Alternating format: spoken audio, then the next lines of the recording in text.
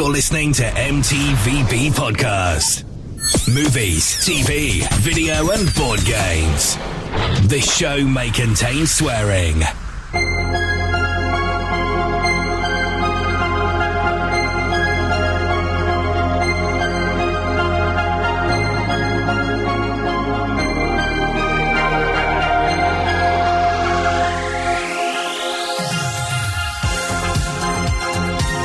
Hello everyone and welcome to another episode of the M.T.V.B. podcast, episode 6 I believe, the podcast that talks about movies, TV shows, video games and board games. I'm your host Anthony, as well as most people know me as the Ant-Man, and today I'm joined by two members from the Legends of Podcasting, which is Stuart and Ross, and these guys know their comics, guys. They're pretty much the comic book gurus as they are. I had to get these guys on the show today. Guys, thank you for coming on. You're well welcome. Yeah, thanks for having us. Yeah, so who better to talk about comic books and comic book movies than you guys? If you want to just introduce yourselves and talk about your podcast for a sec. Yeah, cheers, man. Thanks for having us on. We're really excited to be on this and talk about it today. So, yeah, we have a YouTube channel called Legends of Podcasting. We've been doing it for about 2 years now. Myself, Ross, and our colleague Rob. And we also do podcasts as well with another chap called Liam. And it's pretty much just reacting to all the comic book shows that are on at the moment. And there's so many to choose from. We do all the CW shows. We've got the Harley Quinn animated show. But we really started off back in doing Krypton because it was a new show, and we were really excited about it. And we were like, we want. I love that show. So glad it finished. Oh, don't even get me started on that. That's a whole other podcast. That's next week. Damn it! Regulars on the show now. But yeah, that's what we sort of started with. We saw this show as a massive show that we wanted to do, and so we thought, let's just give it a go. And yeah, we started 2 years ago, which is probably maybe a bit more than that now, and it's just sort of flown. We got nearly sort of 9,000 subscribers, like loads of great fans that talk to us all the time, and it's just really great to sort of get to speak to other people and watch these shows with my friends Ross and Rob. It's great. Yeah, that's what it's all about. Meeting up with your mates and talking about geeky stuff, really. Yeah. Because normally you have to wait like a couple of days and you've forgotten half of it. When you react to it there and then live, it's so much better as well. Yeah, especially absolutely. when watching on your own, it's not quite as good either. Definitely. So I guess the first question to you guys is pretty much how you guys got into comic books, not just movies themselves, obviously the books, specific issues, any graphic novels you really like, etc. Why do you love comic books? Well, mine's a bit of a spoiler, so I'm not going to say, because it's one of the things later on. Spoiler warning! But it's something I watched that got me into it, which we'll come across later. Okay. But that's what got me into them. And then there was an animated TV show that was quite popular in '92, Batman, obviously. Oh, yeah. I remember that. I feel like that and the Fox cartoons like X-Men, Spider-Man, the Hulk, Iron Man, all that sort of stuff. You get that, but trouble has been in the UK back in the 90s. It's very hard to get hold of comics. Yeah, definitely. Yeah, I definitely know that. So it's like you had to you couldn't go in and go, right, I want all the Hulk ones, I want all the Iron Man ones. It was more like, well, what have they got? And then you would just pick those and read those. And I remember my first comic book I ever picked was it was a Superman and Flash crossover, and Flash had asked Superman to come and help him against the Reverse Flash. And I just there's a yellow Flash, this is cool. And I was on the comic cover, and then I've read it, and I was like, he's actually a bad guy. And it was went over my head because I was probably hell? I was probably 6, 7 at the time, and I just I think the thing that draws me most to comics is the artwork. It's got to be. So if there's a comic book that I don't like the artwork, I won't read it, even if the story, everyone goes, this is the best story you've ever read in your life. I'll be like, yeah, but the artwork's not great, I'm not interested. No, it's true. It's true. So, but I remember that, I think that was, and then my second comic was Doomsday, start of Superman Doomsday. So nice. I got into some, that was one of my first. Heavy shit early. Yeah, exactly. But I mean, I think when I first read it, I didn't understand a lot of it. It's quite, when was it, 94, 95? 94. Yeah, so what were we? Too old. Yeah, 12? Too young. Something like that. Yeah, I was 12.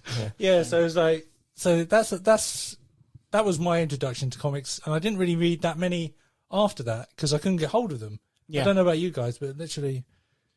Yeah, there was how I got into it. There was a comic book shop in where we live for a while. So me and Liam, we do the podcast with, used to be neighbours, and we used to go down there every Saturday, I think, from when I was about 11. And but yeah, as you say, you couldn't just pick up the latest issue. This comic book shop was just all old issues and did like random packs. And I think the ones I really remember getting was me and Liam used to go halves on sort of a pack of 20 comics and then get home and share them out. And I was a massive Batman fan. He was a massive Superman fan. So we got a DC set. That was nice and easy. Got a Marvel set. It was a bit more difficult, but it was about around the time, like one of the first comics I remember reading was when the Spider-Man clone saga sort of started. Yeah, you the first episode sort of series with Ben Reilly in it. Oh, yeah. And I was just like, what? Because obviously the 90s Spider-Man cartoon was on, like you said, Ross. Who is this man? They updated his costume. And I was like, wait, he's got blonde hair. What the hell's going on? What's going on? His name's Ben. So yeah, that was what got really confusing. But yeah, similar to say, because we're all sort of similar age range, I really got into comic books from the classic sort of 92 animated series, the movies that came before and after that, spawned my love of Batman. And then, say, when I was a kid, Spider-Man was the one. Growing up, it's gone from Marvel more onto DC. And I love what they've been doing. I know they've people think that I love the DC movies. People think they struggle with them, but I mean, Marvel does kick their ass in the movie, but the animated movie front, DC has smashed it out of the park. Hands down. So many good animated movies that they've done, all the comic books, and I think sort of my couple of my favourites, similar to Ross, I love the artwork, and like Jim Lee is like my favourite. Like him and Gary Frank are my two favourite artists. So any comic book they do, I buy. So I've got a lot of the Superman stuff that Gary Frank does. I've got like obviously Hush and stuff that Jim Lee's done. Yep. The X-Men series that Jim Lee did, and then I sort of stopped. I think I stopped for a while doing comic books, and then it must have come up on a social media, like something like that, and it was something called Blackest Night, and I thought, what the hell is Blackest Night? And it was about Green Lantern and all these. Oh, yeah, I love that. I love that series. The Black Lanterns and all this stuff, and I was like, what is that? And I started buying those issues. I literally found this comic book shop nearby, and they subscribe, and I was like, right, I'll buy them. And then I've pretty much been collecting ever since that started, and it's got sort of went through the whole thing of also Dick Grayson becoming Batman. So when Bruce Wayne sort of died, like speech marks, yeah. And I was like, because Dick Grayson's always been one of my favorite characters. So when he actually became Batman, I was like, oh wow, that's pretty good. So I read all that series. That was fantastic. Yeah. And so ever since then I've been collecting. So just give everyone sort of an idea of who I'm really into. I get a monthly subscription at the moment of the Rebirth comics, and it's Batman, Detective Comics, Nightwing, and Justice League. So DC, all over. Yeah, pretty biased. And also the new animated Adventure Continues. They just brought out that mini series. Okay, yeah. I started reading that as well. So that's pretty good. Pretty good. I suppose I better get into how I got into it. So I used to live in London before I moved to Crawley, and my cousin was pretty much the guy that got me into it. He would introduce me to people like the X-Men and Daredevil, and he's like, dude, this guy's blind, and he kicks people's ass. I'm like, what? There's a superhero that's blind? And I was only like 7 or maybe 8 at the time, whatever. But obviously, like you said earlier, Ross, it was hard to get hold of comics then. And then I'd moved to Crawley, and then there was a comic book shop there called Words End. I don't know if you ever is that when you were talking about? Yeah. And I went there once, and that's how I got introduced to X-Men, which was Jim Lee's first issue with Magneto and the whole Magneto story, which is all up the top there. I love Chris that. Claremont, wasn't it? Yeah. And one of my favourites series ever is the Jim Lee X-Men. And yeah, just really got into them. And he's like, here's issue 1. It's only £1. Give it a try.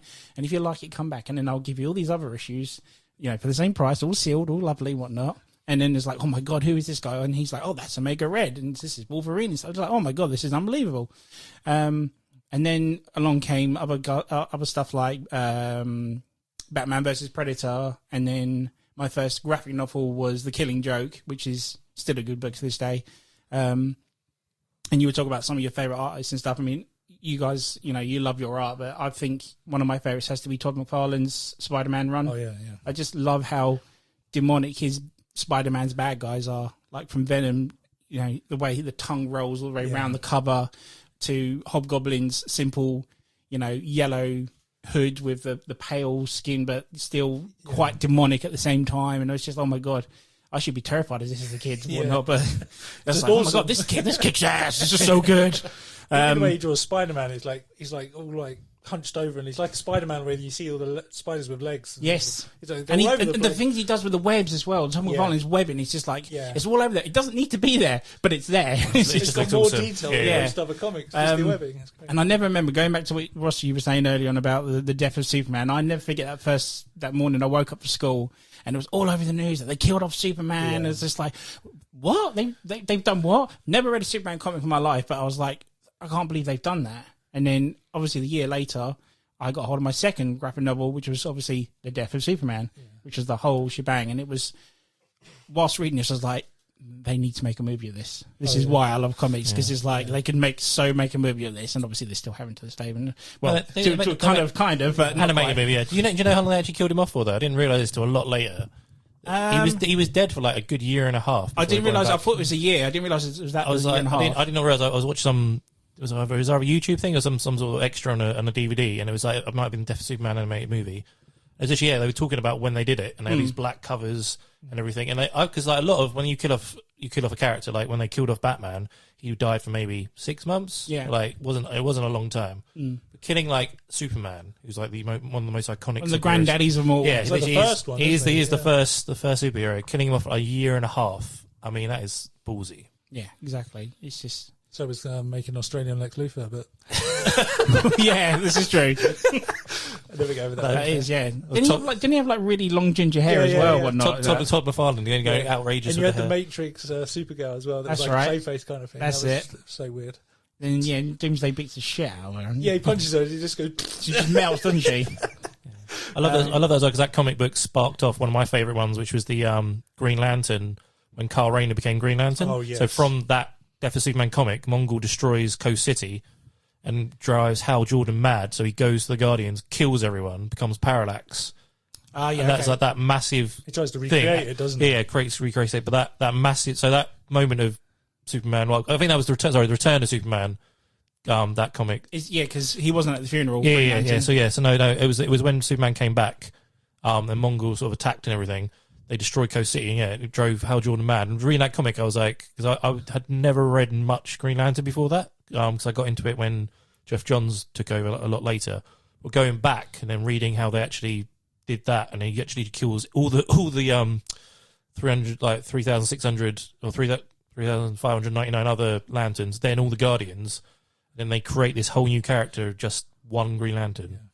All from that. I just love the way they all link. It's amazing. Kyle Rayner's always been my favourite Lantern. I don't know why. I just loved his style, the look of him. I always thought it was better than Al Johnson. And he's become the most. I read quite a lot of him. He's become the most powerful one now as well. So he became Ion, who was like the entity, and then he's become the White Lantern now, which controls all of them. And it's so. I just love Jeff Johns, especially like the way he brought back the Flash and the whole Green Lantern universe. All the other corps is just like that's another great story that I love. Yeah. And he did Blackest Night as well, didn't he? He did, yeah. Yeah, he did, thought so. And pretty much just carried on collecting since then. I just like these stories are so good. I mean, I related so much to like the X-Men was their stories were just phenomenal. And then got up to things like the second, what's it called now? X-Men Complex. Yeah. And Messiah Complex. That's it, Messiah Complex. That's the one. Yeah. And then obviously, then there was a sequel to it afterwards, like your Second Coming. Is like, oh my god, I just love these stories so much. Yeah. And I think so. What I'm trying to get is with Ross, it's artwork, whereas with me, it was with stories. Yeah. That's why I just thought they were good. They were just like, they can make a movie out of that and make a movie out of that. Come on, guys, what's going on? So that's probably why I really, really enjoyed them a lot. Obviously, don't collect as much now, but still love them to this day. So we're going to go to a question about you've already revealed some of the favourites you like. Is there one particular favourite that you will not get enough of, like comic character or superhero or whatever? It's got to be Batman. It's got to be Batman. I have a man cave full of Batman stuff. I love Batman. Batman. I don't know. There's a good fair amount of other stuff. Might be where we're sitting right now. It's just I love. I don't know what it is. Like I guess like a lot of people that love him is the idea that he isn't a superhero. He's just a guy, but he always seems to be able to win. And he's just got a badass car, especially the '89 like Keaton Batmobile. Best one ever. Best Batmobile ever. And it could be also to do with like his rogues gallery. Like the reason like I like Spider-Man a lot and Batman is they have such. he has such a good array of villains. It's definitely the villain that makes the hero better. Because like Spider-Man, I could list 10 to 20 like villains for Spider-Man and Batman. I don't think I could list more than don't think I could list 10 for Superman. Yeah, you know, he's true. like one of those. Yeah, absolutely true. Most famous. So yeah, just like I love. Yeah, so and it's probably my favorite. Like some of my favorite comic books are Batman ones. Like you said, The Killing Joke is an amazing one. Yep. Hush is still probably my favorite one to this day. You've got No Man's Land, Night's End. So much he's gone for, and like Long Halloween. yeah, exactly. Like all these ones, and also the Bat family he's built up. Even though he's classed as a loner, Yeah. he's had like 4 Robins. You've got Night. Some of them have moved on to become like Nightwing and stuff. And yeah, it's just and like Batgirl, and it's just so great. I think he's 100% my favorite character. The guy you always want to be. Yeah. Oh no, if you're gonna be anyone, you'll be Superman. Yeah. But Batman. That was a good choice. Yeah. But like, if anyone says to you, what superhero would you be? You'd be like Superman because he has everyone's power. Exactly. And kryptonite doesn't Superman, exist. and then you can be anybody else. Exactly. Yeah. Like if you were Superman, but you dressed as Batman, drive a car. People. Oh, now that's an idea. So you throw smoke down, you literally disappear. Oh, there's literally there is a comic book where Batman gets Superman's powers, and it's one of the best comic books ever because he literally stops crime everywhere. Because like Superman will like so Clark Kent will become Superman when there's trouble.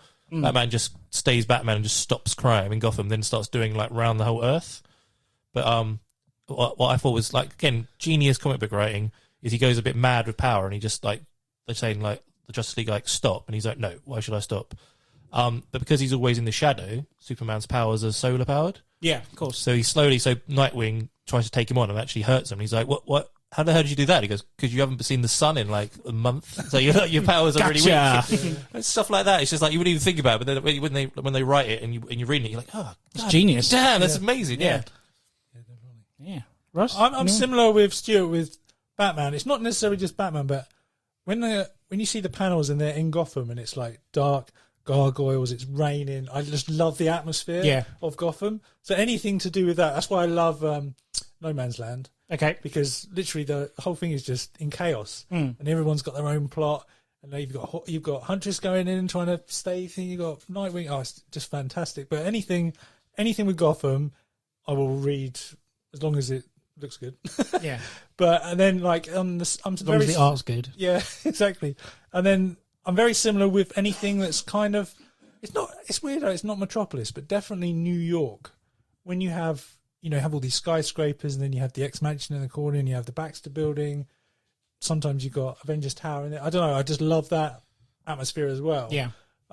It's literally night and day. There's two things. Yeah, absolutely. But it's weird how like Metropolis doesn't sort of engage me as much as New York for some reason. I think it might be because it's a real city compared to a fictional one. Yeah, of course. But like Gotham, But so's Gotham. Yeah, I know, but there's nothing. But when it rains, it's real. Yeah, but there's no city like Gotham, is there? When you see all the panels, like even where you like see Joe Schumacher's version of Gotham, it still looks cool, even though the story's all. Forget the story. Just the bat nipples. Good. Yeah, but visually, I just love Gotham for some reason. I don't know what it is. I take it Batman Robin's in the top 5. Oh yeah, definitely. It's all 5. Yes, good choice. You're sending me to the cooler. It's all about the Batman credit card, isn't it? Oh yeah, yeah, that's it. It's all about that's a superpower, isn't it? Don't need the Cool. key without it. Exactly. Superpower. I want a car. Chicks dig the So car. it's weird you saying that because I've seen your collection. I would have thought X-Men would have been right up your street. Yeah, so I was saying like New York when they're set there and everything like that. But it's weird with X-Men where I really like Jim Lee's version, but everything else kind of I'm not that interested in. Yeah. I don't know what it is. The only other thing that I really like of X-Men was the cartoon that came out after the first movie, Evolution. Yes. I really like that version, and I like Jim Lee's version. Everything else, Just me. yeah, I don't know. There's just something about it that I think it's mainly because like Rogue and Gambit are like my 2 favorite characters, and like after the movie and just before it, they kind of always wrote her without Miss Marvel's powers. So Okay. she couldn't fly. She's not strong, which kind of makes her a little bit boring in my eyes. But I can understand why they do it because for writing purposes, she can just fly and then just beat anybody. But yeah, it's odd how I just never really gravitate towards X-Men unless it was just Jim Lee's and Chris Claremont's version. So help the cartoon was based on Jim Lee's art design. Yeah, as the well. Fox one. Yeah.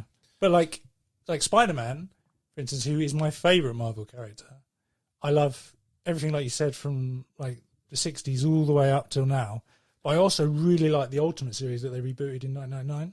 Oh, really? Yeah, because like the reason why I like Spider-Man so much is the comedy aspect, like where he just banters and quips to the bad guys, and like he does it originally because he's nervous, and then he realizes that the bad guys are listening to what they're saying and they're getting distracted, and then he uses it as an advantage. And I just like some of the comedy he says in the Ultimate one is fantastic. Like one time he meets Kingpin in a restaurant and he's eating alone, and he goes, Kingpin, I see you've table for two, in for one. And it's just things like that I just really like. He's kind of like the Quick little quicks. Yeah, he's like the sort of the PG version of Deadpool for me. That's why I really like him. But that's Once Upon a Time in Spider-Man. yeah. That just sounds like a porno. Yeah, It does really, doesn't it? yeah. Because I also tried to read the X-Men Ultimate, but I didn't. Again, Yeah, I wasn't a fan of that, Wasn't, personally. yeah, I felt like with the Ultimate one, they didn't of Spider-Man, they didn't change that much, so I didn't mind it. I felt like with the X-Men one, they just changed too much for me. Not even Grant Morrison's X-Men. No, I don't know. It just didn't. Stick with Batman. Yeah, yeah, That's what everyone does. yeah. So no, I love Spider-Man as well. I say like the 90s cartoon made like, and say the comics books as a kid. And I think like, Wasn't the 60s TV show? man, I used to watch that as well. Don't get me wrong. Like, Used to walk around it like he was holding a cardboard box. you pointing at you. I'm pointing at you. No, you point back. That yo-yo jumped out the window. Oh yeah, the old original live action one. Oh, yeah, God. yeah. That's what got me into Spider-Man, because it was the first thing I ever saw. Yeah. And then like a couple of years later, they brought out the cartoon. I was like, well, the 60s one, could forget it. It's a bit like the Batman show. I don't really like that anymore. But like the cartoon was just fantastic. Well, you mean the 60s Batman show? Yeah. The 66 Adam West Batman show? Yeah. It's more of a parody to I me. mean, it's meant to be. It's like, I know, but If there wasn't Adam West, there'd be no... I know. Yeah, I feel like... Because You can't say that when I'm right next to Adam West. Because pretty much comics was, especially Batman, was dying. yeah. And it wasn't until that show that it rolled He was into fame, literally about to be counted. Imagine if there wasn't that 66 show, there would be no Batman comics. No, I've got to give it credit for that. no Keaton, no, nothing. Didn't Frank Miller sort of do that before the Tim Burton stuff? Yes, With Dark Knight Returns. Dark Knight Returns and Yeah. all that sort of was the revamp of the darker Batman or something, Yeah. wasn't it? Yes, yeah.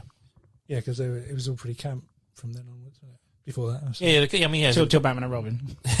Then you put it right back up to the camp spectrum up to high. But yeah, so I'd say the Spider-Man's a good character because he's like, it's weird with Batman with the Bruce Wayne aspect. There are some good stories of Bruce Wayne, but he doesn't have a lot of. He's a rich billionaire. I mean, it's hard to hard to try and like. yeah. I mean, like the way like sort of Hush is quite good because he's got the character Hush. Like no spoilers for it, but like that character Riddler. sort of brings it. You've already done a spoiler one and you're all good. Well, no, that's the anime version. That's what totally I'm saying. that's totally wrong. But like the actual real character, that's the sort of best sort of story of Bruce Wayne I can think of. But like with Peter Parker, some of the stories about Peter Parker are better than the Spider-Man stories. Yeah. There's so Especially much. when you can relate to him when you're reading them as a kid. Yeah, there's so much about him like going through sort of university and like women issues and like all this kind of, he's got like two hot women after him and he's just I don't know what to do with myself. It's like, oh, poor you. Sport for choice, Peter. Poor you. I mean, like, all us geeky nerds used to get it all the time at school. I mean, all the hot women. Well, Green Goblin was trying rushing to in at us. Green Goblin was trying to help him out when he threw one off a bridge and said, "Why didn't you go the other one?" Sorry, I've got a fallback. Yeah. That was Peter Parker's attitude. He was like, Yeah, she died, Felicia? don't worry. Yeah, it's like, we're free. Betty Brown as well. Oh, yeah. When Stacey, break your neck. That's all right. I got Mary Jane. It's all good. Spoiler, by the way. Whoops. That's in the anime one. Don't worry. Obviously, you're going to go to. I want to ask you about the movie side. So, you guys being massive comic book fans, now that the movies have been out for a good 12 years or so. Well, I say the Marvel Universe has been a good 12 years, but we've obviously had ones before that. When a movie comes out and you watch it, do you guys sort of nitpick at, well, Spidey shouldn't have done that, Peter Parker would have done this and that sort of thing? Definitely. Explain. I'm going to go straight in the Tobey Maguire movies with that. Oh, okay, that's fine. Like I said, I like the comedy aspect of Spider-Man. That's what makes me read his comics. But you go back and watch those movies, and he's virtually mute throughout. He cries a lot. Yeah, well, no, there's that, but that's sort of part of the story. I can get behind that. But Turns emo. yeah, but he just doesn't say anything when he's in the suit. He says the odd thing, like in the first one, when Daily Bugle gets blown up, he's like, I think who does he web? He webs up Jameson and says, quiet, Mum and Daddy are talking. And then in the second one, he's like trying to stop Doc Ock in the bank, and he grabs the cash that's he's thrown at him. He goes, "Here's your change," and it's like that's pretty much all the quips he says in all those movies. And I'm just like, there's even one bit where he's caught Mary Jane, and he's swinging through the scene, and you can tell it's just a mannequin. He's not even moving. And then Mary Jane's hair is blowing the wrong way that they're going. Yeah. And I'm just like, this is not Spider-Man to me. The story is great. What happens, all the character arcs, everything's fantastic. But Spider-Man himself is so bad in those movies that I absolutely hate them because of that. So you got past the no web shooters part as well. Well, if you watch the scene where he catches her and stops her on the building, it's actually still on his arm. And then she runs around which you can't see because it's behind a bush, behind a trampoline. And then it's so That's bad. how he jumps off at the end. Yeah, then he Is it really? I never noticed that. I'll show you the scene. The first one? Yeah, the first one. When he lands her on the top of the building, and he like there's like a hedge. There's a hedge in the front. He jumps off. Oh the yes, and trampoline. he jumps over. Yes, you know who I was. You see her run round it, and that's the scene just before it, where there's a Oh, mannequin. yes, I get holding you. it. Did you say, "Oh, you know who I am"? She's like, "What? I'm Spider-Man." Yeah. Friendly neighborhood Spider-Man. Yeah. But if you look on his left arm, because that's one you can see there's a little metal thing coming out of this thing. Where obviously, because they shot it with the web shooters originally, but then 9/11 happened, and they had to change it because there was a trailer where he stopped a bank scene and he webbed them up between the Twin Towers. Yeah, it was a massive web, wasn't it? And the helicopter. Wasn't the final fight meant to be on the Twin Towers instead of the bridge as well? It might have been. I don't know about that. Yeah. But just things like that where it's not the character. And then I'm going to go in with another one that drives me. Come on, we've got ages to go yet. Another one is Batman Begins. Yes. I love the movie. I don't. But okay, But carry on. no, I mean, what I mean is I like what happens in it. Yeah, of course, yeah. But Batman himself is so stupid in it. Where Batman is meant to be the smartest man in the room, in my opinion. Yeah. Like Young Justice just nailed it when they get with Batman. But like, there's like a scene where he's trying to build a cow, and they decide him and Alfred are going to buy two parts for two separate companies as a dummy corporation. Or spend 10,000 each, and Bruce Wayne is like asking Alfred, "What do I do?" And he said, "Well, yeah, we're gonna have to get a big order, 10,000." And it's like Bruce, why can't you figure this out? What's wrong with you? Yeah, but it's Michael Caine. He's probably, he's done dirty dealings in Italian Job and stuff. He knows what to do. I feel like Michael Caine is Bruce Wayne, and Christian Bale is Dick Grayson. He's like, Well, Terry McGinnis style. Yeah. It's the same bit where he gets gassed by the scarecrow, and wakes up, and Lucius is like, "Oh yeah, no, I did this. I had to synthesize this to get all the thing." He goes, "Am I supposed to understand?" And he goes, "Yes, you are, because you're Batman. Because you're Batman. You're 100%." That scene that just infuriates me every time when he wakes up. That was I sort of take the Nolan movies as like a version of because there's so many that come out at the moment. So like when we were kids, it was like one superhero movie. Maybe a year, maybe every other 10 year. years. Yeah, every other year. And now there's like 5 a year or something. So we are spoiled for choice. Yeah. And like, so people like when I go to the office and go to work, and there's sort of people younger than me are like, "Oh yeah, this film was crap. This film was crap." I was like, "Hey, we had to deal with a lot worse. Yeah. Trust me. Like we had to wait 2 years for another We had to one wait come 3 years for Elektra. out. Yeah. I mean, Let's not go down that road. so don't do this. So don't whinge too much about this because people nitpick on stupid things. But yeah, there are times I know. How I've done it now is I've taken, because there's no point going into a film going, "Well, I want this and this and this to happen, or I'm not going to like it," because you're not going to get everyone with the same opinion. So whenever I go and see like a movie or series of movies, now, so like the Nolan ones, I take as like it is a version of Batman. They ain't my Batman, but it is a version of Batman that I'll watch, and I'll be like, "Okay, that was pretty cool. I like these bits. I like that bit. Not so much a fan of that bit." And I think there's a lot of that. It's similar like the massive debate. I don't want to go too deep into this, but like the BVS. Like how some people either love it and some people hate it. Yeah. Is because people wanted different things from that film. I personally love that film. Yeah, me too. And I like Hate Batman Begins, but I love BVS. Yeah, Challenge me. It could be like guy Change my mind. That's it. Change my mind. Change my mind. That's it. You go change my mind. I'm going to get so many comments on this now. Like, fuck this podcast. Yeah, He likes BVS. But I do, and I think like people get hung up on like the Martha thing, which I'm not going to go into. But then you can't say the whole film shit because of that. Because the warehouse fight where he saves Martha and takes down like 12 people is like the best. It's freaking badass. Best Batman moment in live action ever. I mean, I'm a Keaton fan, but that is the best Batman moment ever. That's based on like that is like straight out of Arkham games, which like are also amazing. So yeah, you can't. But that is a version, and he kills people. But like, yeah, but every film, like even Bale killed some people. I don't care what you say. Like he let Ray Even Cavill. he let Ray Shogul just die. He's like, oh, I'm not gonna let you die, but I don't have to save you. So you're gonna let him die? Then? Yes. And he can't do the cat. Yeah. Doing it with the bell voice. I don't have to save you. Oh, so good. He does it a lot better than me.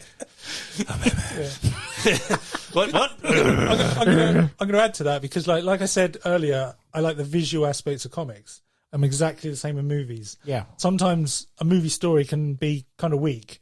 But if there's some awesome action scenes, everyone looks awesome. There's some cool backdrops. I will really like the movie. And I feel like when you look at Ben Affleck as Batman, he's basically the animated series come to life. Yeah. Well, especially as his Bruce Wayne. His Batman is more like Jim Lee's kind of Hush kind of thing. Symbol's obviously different, but it just looks, it's like going to be the most accurate looking Batman we've ever had. And just to see that in motion doing stuff, I'm like happy as Larry just watching that. Yeah, absolutely. He's even got the chin for it as well. Yeah. Oh exactly.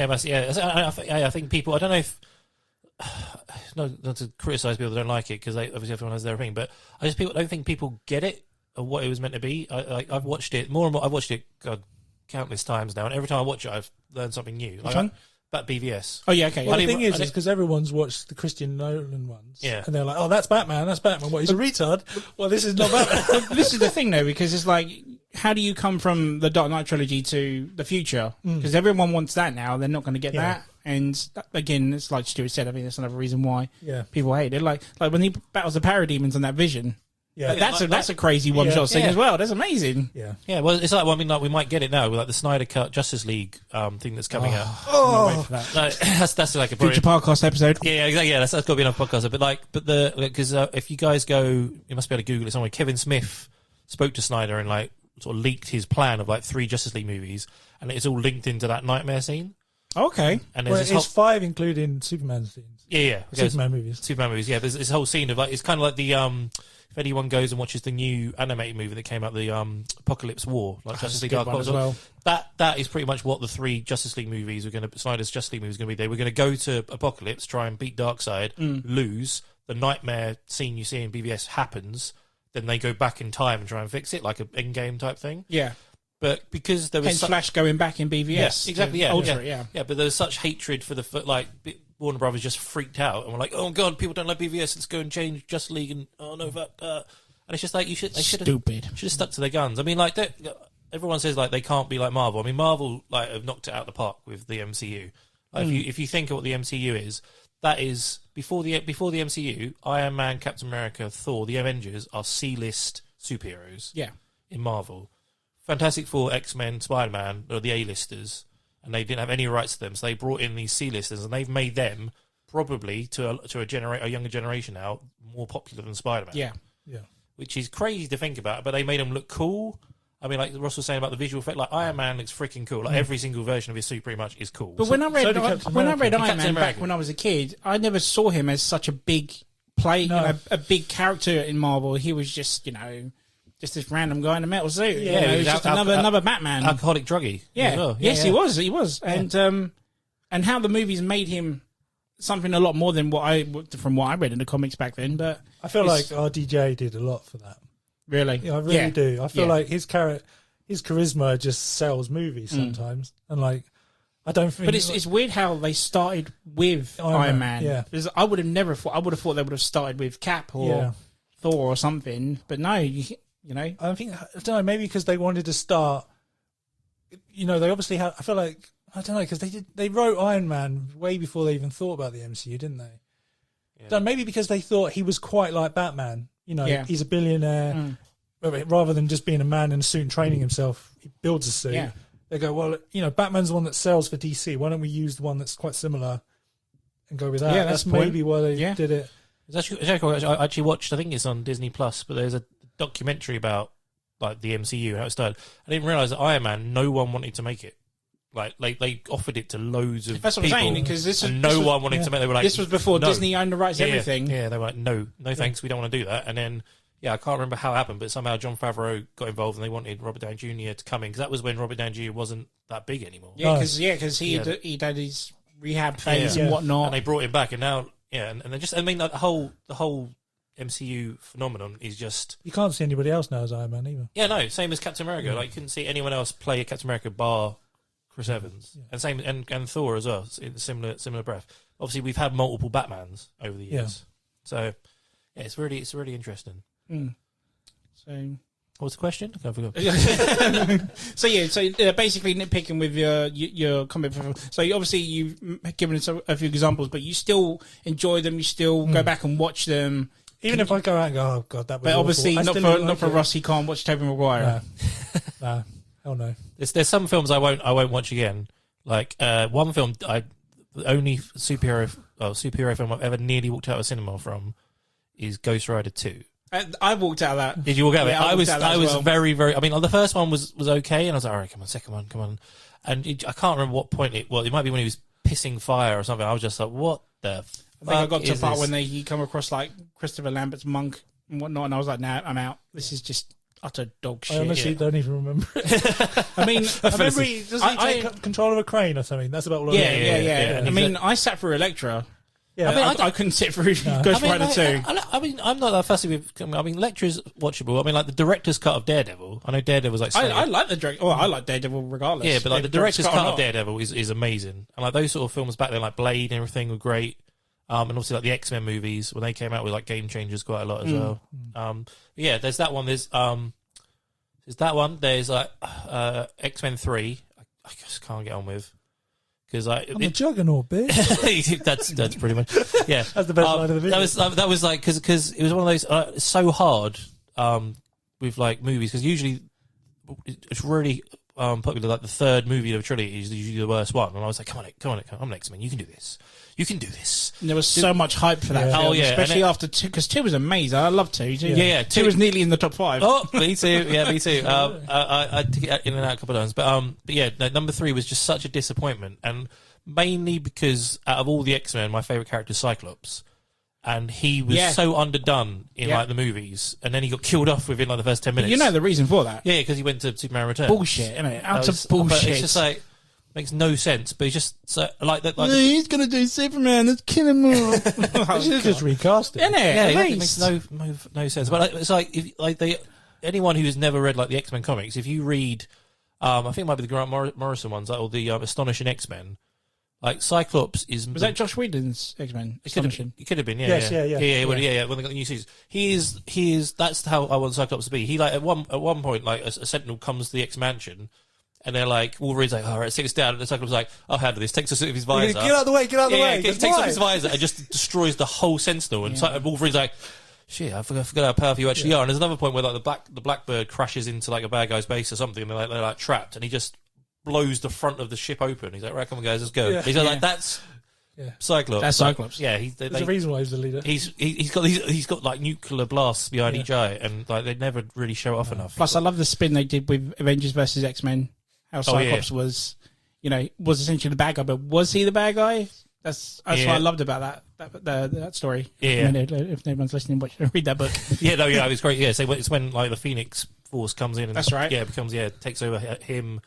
Was it Emma Frost? 5 of them, doesn't it? Yeah, great story. I do some good stories. Yeah, that one, and then also like one annoyingly, probably the only MCU movie I don't like is Iron Man 3. Again, third one in the trilogy. I just don't get it. See, I can't. Going back to what Ross said about visually, the one I hate is good visually, but I can't stand it, and it's Thor Ragnarok. I just can't sit through that. Yeah. Again, once was enough for me, but visually, it's a cracking film. Don't get me wrong. It's one of those films where it's really funny, but then you go out the film and go, wait, everyone just died. Like, that's not funny. But you go out and go, that was a really funny film. It's a really weird film. But yeah, like Iron Man 3, I don't know. There's just some things about it, like, because you've got this whole movie, you've got all these movies that are going to connect together. For some reason, like, I can't remember who wrote it, but like Sean Black, like, director, I think they just went, you know what? Fuck the continuity. We're just going to do our own thing. Can I just go back to Iron Man 3 for a sec? Because I would literally watch that the day before I got married, right? And then I'm sorry. No, because your mum was at my wedding. Yes. And Louise was half an hour late for the start of it. And your mum come up to me and goes, "She's probably at the cinema watching Iron Man 3." I'll never forget that. Love you, mum. That's awesome. But yeah, no, just some of the decisions they made in that film make no sense to me. Like, if you had Tony Stark through, what is it, Iron Man 1, Iron Man 2, and Avengers. Yeah. So and then you get him there, and it just some of the. I mean, like the fact the Mandarin twist, I can sort of live with, even though it's like for comic book fans, the Mandarin to Iron Man is like the Joker to Batman. Yeah. That is his arch nemesis, and they just turn him into a bit of a joke. That was annoying. But the fact that you've got this, he's built all these other suits. This is the one that annoys me the most. He's got 40 other suits, and then he gets in the one that just breaks all the time. It's Comedy value. Yeah, exactly. But they turn it into more of a comedy value suit. And there's no AC/DC.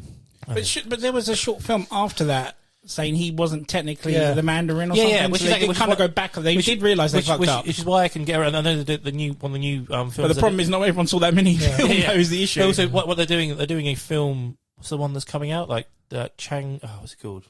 One of the new MCU films is based on stuff to do with the Mandarin. So I can live that. It's just a bit like how Tony Stark is this clever, super clever guy who's built all these other suits. It's great, but he uses the one suit that doesn't actually work. He's like, pick another suit. You've got all these other. You just had like the Mark 7 stood up against an alien invasion. You're on a Mark 42 that doesn't work. You invite the bad guy to your house. Makes no sense. And and then the ending as well makes like you got all these suits which look visually great. All the suits coming around, like all fighting. But what's the point of having Tony Stark if Jarvis can control? What you're talking about this? I really wish I was sitting there the first time you watched that. Just see how angry you were watching it. Just nervous twitching. Like, I'm like, what?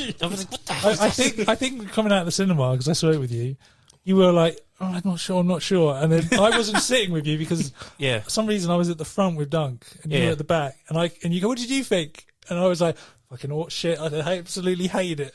And then you were like, "Yeah, that's pretty bad." I was trying to be. Is that what you said? Yeah, that was your reaction. What's your opinion on it, then, Ross? I absolutely hate it. It's one of the worst. I was waiting for you to backtrack and go. I don't know. I really enjoyed it. I think that annoys me as well is like he puts the little trackers in his body so that the suit can come to him. Right. And he even says, it's one. Only fits one. But like the president wears one, it fits. Rhodey takes one, obviously, in two, and it fits. Pepper Potts wears it. Pepper Potts wears it. The Mandarin / whatever his name is, Killigan. Yeah, he takes it and it fits, and it's like you just completely irrelevant. And also, it doesn't just fit you then, Tony. Isn't also one of the other things? So the arc reactor, right, is like limitless power. Why does the suit need a freaking car battery to charge it? And then also at the end, he goes, "Oh, I'm going to have an operation just to get rid of my arc reactor." So what was the point of the second film where you were dying from the stuff that was inside your chest if it was just a simple operation? If you could just simply go and have an operation and do that. So I'm going to sell off my. I feel I'm going to tell you why. Oh, okay. It's because the technology they used to revert the whatever I can't remember. When they all glowing, extremis stuff. Yeah. Whatever that was, he was able to use that to rebuild what was missing in his heart. I think that's why. I can take that. I think that's what it is. Even though the movie Stuart can sleep at night now. Thanks, man. Yeah. You could tell me a few years ago. Jesus. But the thing is, like, they take you could have told him out when you walked out the cinema, at least. Jesus Christ. I was too busy. too busy infuriating with him. But the thing is, as well, like, they take the arc reactor out, and you think, oh, he's not going to have that anymore. But like every other movie after that, he's just got one attached to his shirt. Oh yeah. So you could literally watch the MCU, not watch Iron Man 3, and it still would make perfect sense. I think you can do that with a few, really. Oh yeah. But I'm saying that's definitely one. Yeah. I'm not going to go there, but I love Iron Man. Even though Iron Man 2 is probably the worst hated. I love Iron Man 2. I love Iron Man 2. I went and saw it at least 3 or 4 times in cinema. That the Mark 5, when the suitcase suit when he transforms, is one of my favourite. It's badass, mate. Yeah. And even though I think for me, the best person in that film is Justin Hammer. I love him so much. Oh, I love Justin Hammer. Like, Sam Rockwell played him brilliantly. Sam Rockwell, I just love his films, full stop. Yeah, me too. Matchstick Men is like one of my favourite films. I love that movie. Yeah. Ridley Scott's underrated movie. And I like every scene he's in for me, he just steals it. Especially when he's trying to sell all the weapons to Rhodey and the General, man. Great. Oh man, it's so good. And when he comes out on stage and does the little dance as well. Apparently that was like a warm-up thing that he didn't realise the camera was filming. Oh, no way. I didn't know that. Yeah. And then they kept it in. He was it goes so well. It's brilliant. And even when he's like at the beginning of the court case and they're like Tony's saying that no other countries anywhere near making the Iron Man suit, you're not owning my Iron Man suit. And they show the footage of like Hammer trying to make it and he's like trying to pull the cables out before anyone knows. Oh, some of the stuff he comes up in that film is like, have some of those ice creams, Italian. Yeah. Straight from San Francisco. He wants my bird. You want your bird? You want your bird? Yes, sir. I want my bird. Right, I speak Russian. Yeah, he was one of those characters I wish came back. Yes. You know? He was in that same short in the Mandarin. That's right, he was, yes. He was in that yeah. one. But I just wanted him to come back, I don't know, in 3 or something. He could have. If Sam Rockwell was Mandarin, I would have loved Iron Man 3 more. Oh, yeah. That would have been an ultimate twist or Imagine, something. that'd be That's the thing that's Justin Hammer being the Mandarin, that would be wicked. Your software shit. Yeah. On to my bird. Good old Mickey Rourke. I love that fight scene at the end, but I just wish it was longer when he goes against Whiplash at the end. Oh yeah, that's over way too quick. Yeah, but A lot of the MCU films are the same though. There's the bad guys, like the end fight bad guys. Like even in the first Avengers film, they don't even beat Loki. He just gets thrown around by the Hulk, and then like he's like, yeah, okay, so I have that drink now. I'm not getting you to fight you guys. But the thing is with like the end of Iron Man 2 is it pretty much starts when all the ones that Mickey Rourke's built at the expo. Yeah. That's when it really starts. But he doesn't come until the very end, so it feels very short. But the whole scene where he's flying around, It's one long action scene, but you don't actually realise it because you're like, oh, you have a break for a second, and Mickey Rourke comes down and it's like, oh yeah, it does kind of make sense. and then I you get got that, Black Widow trying to That's infiltrate that great scene where Happy's just taking that one I got guy one! down. He says, I got one! And even like there's meant to be like a little tie now that kid that went to go. Oh yeah, it was Peter Parker. It was Peter Parker. I mean that's great. Do you believe that theory? I Or do don't you reckon they've just thrown that in to go, do you know what it is? I don't think. Retconned. Yeah, they didn't do it. Some fan went, "Oh, that'd be cool if that thing." Went, yeah, that's what. There's that's how we so wrote many it. theories there. Like they like make out like Peter Quill's mum was in Captain America 1 or something. Yeah, you she was know. meant to be like the woman who snogged him or something. Yeah, it's it's just the like same actress. Yeah, Very random. not too sure about that one. I don't mind it, to be honest with you. I think it's quite cool. It's quite cool. Yeah, Links them all together, does it? yeah. So yeah, any more nitpicks or? Beer all night. Talking just MCU. Anyone really? I mean, we can talk about Jonah Hex? Superman 2, how we can kiss someone and wipe their memory. You ever see the Robot Chicken version of that? Yeah, goes like kissing everybody. This is Lex Luthor. Does he really? Yeah. What, wipes his memory. Yeah, but Lex Luthor's like in the mirror with his wings, and he just floats down. And he's like, I can't remember what the song is. He's like, then I'll kiss you, and you won't remember a thing, or something like that. It's fucking hilarious. I love Robot Chicken. Yeah, that was one of the things that bugged the shit out of me with Superman 2. Was it the big S that captures him and the made up powers. I mean, he has enough powers. You don't have to make them. The one when there's loads of him appear out as well. Yeah. He duplicates himself. But that's kind of like Warner Brothers doing full circle, isn't it? Because they were deciding they were going to make the 2 movies with Richard Donner, and they were really he was making the 2 at the same time, and then they were like, they panicked and like, I don't think this is going to do very well. We're losing money. Quickly finish the first one, and then we'll see how it goes, and you can finish the second one.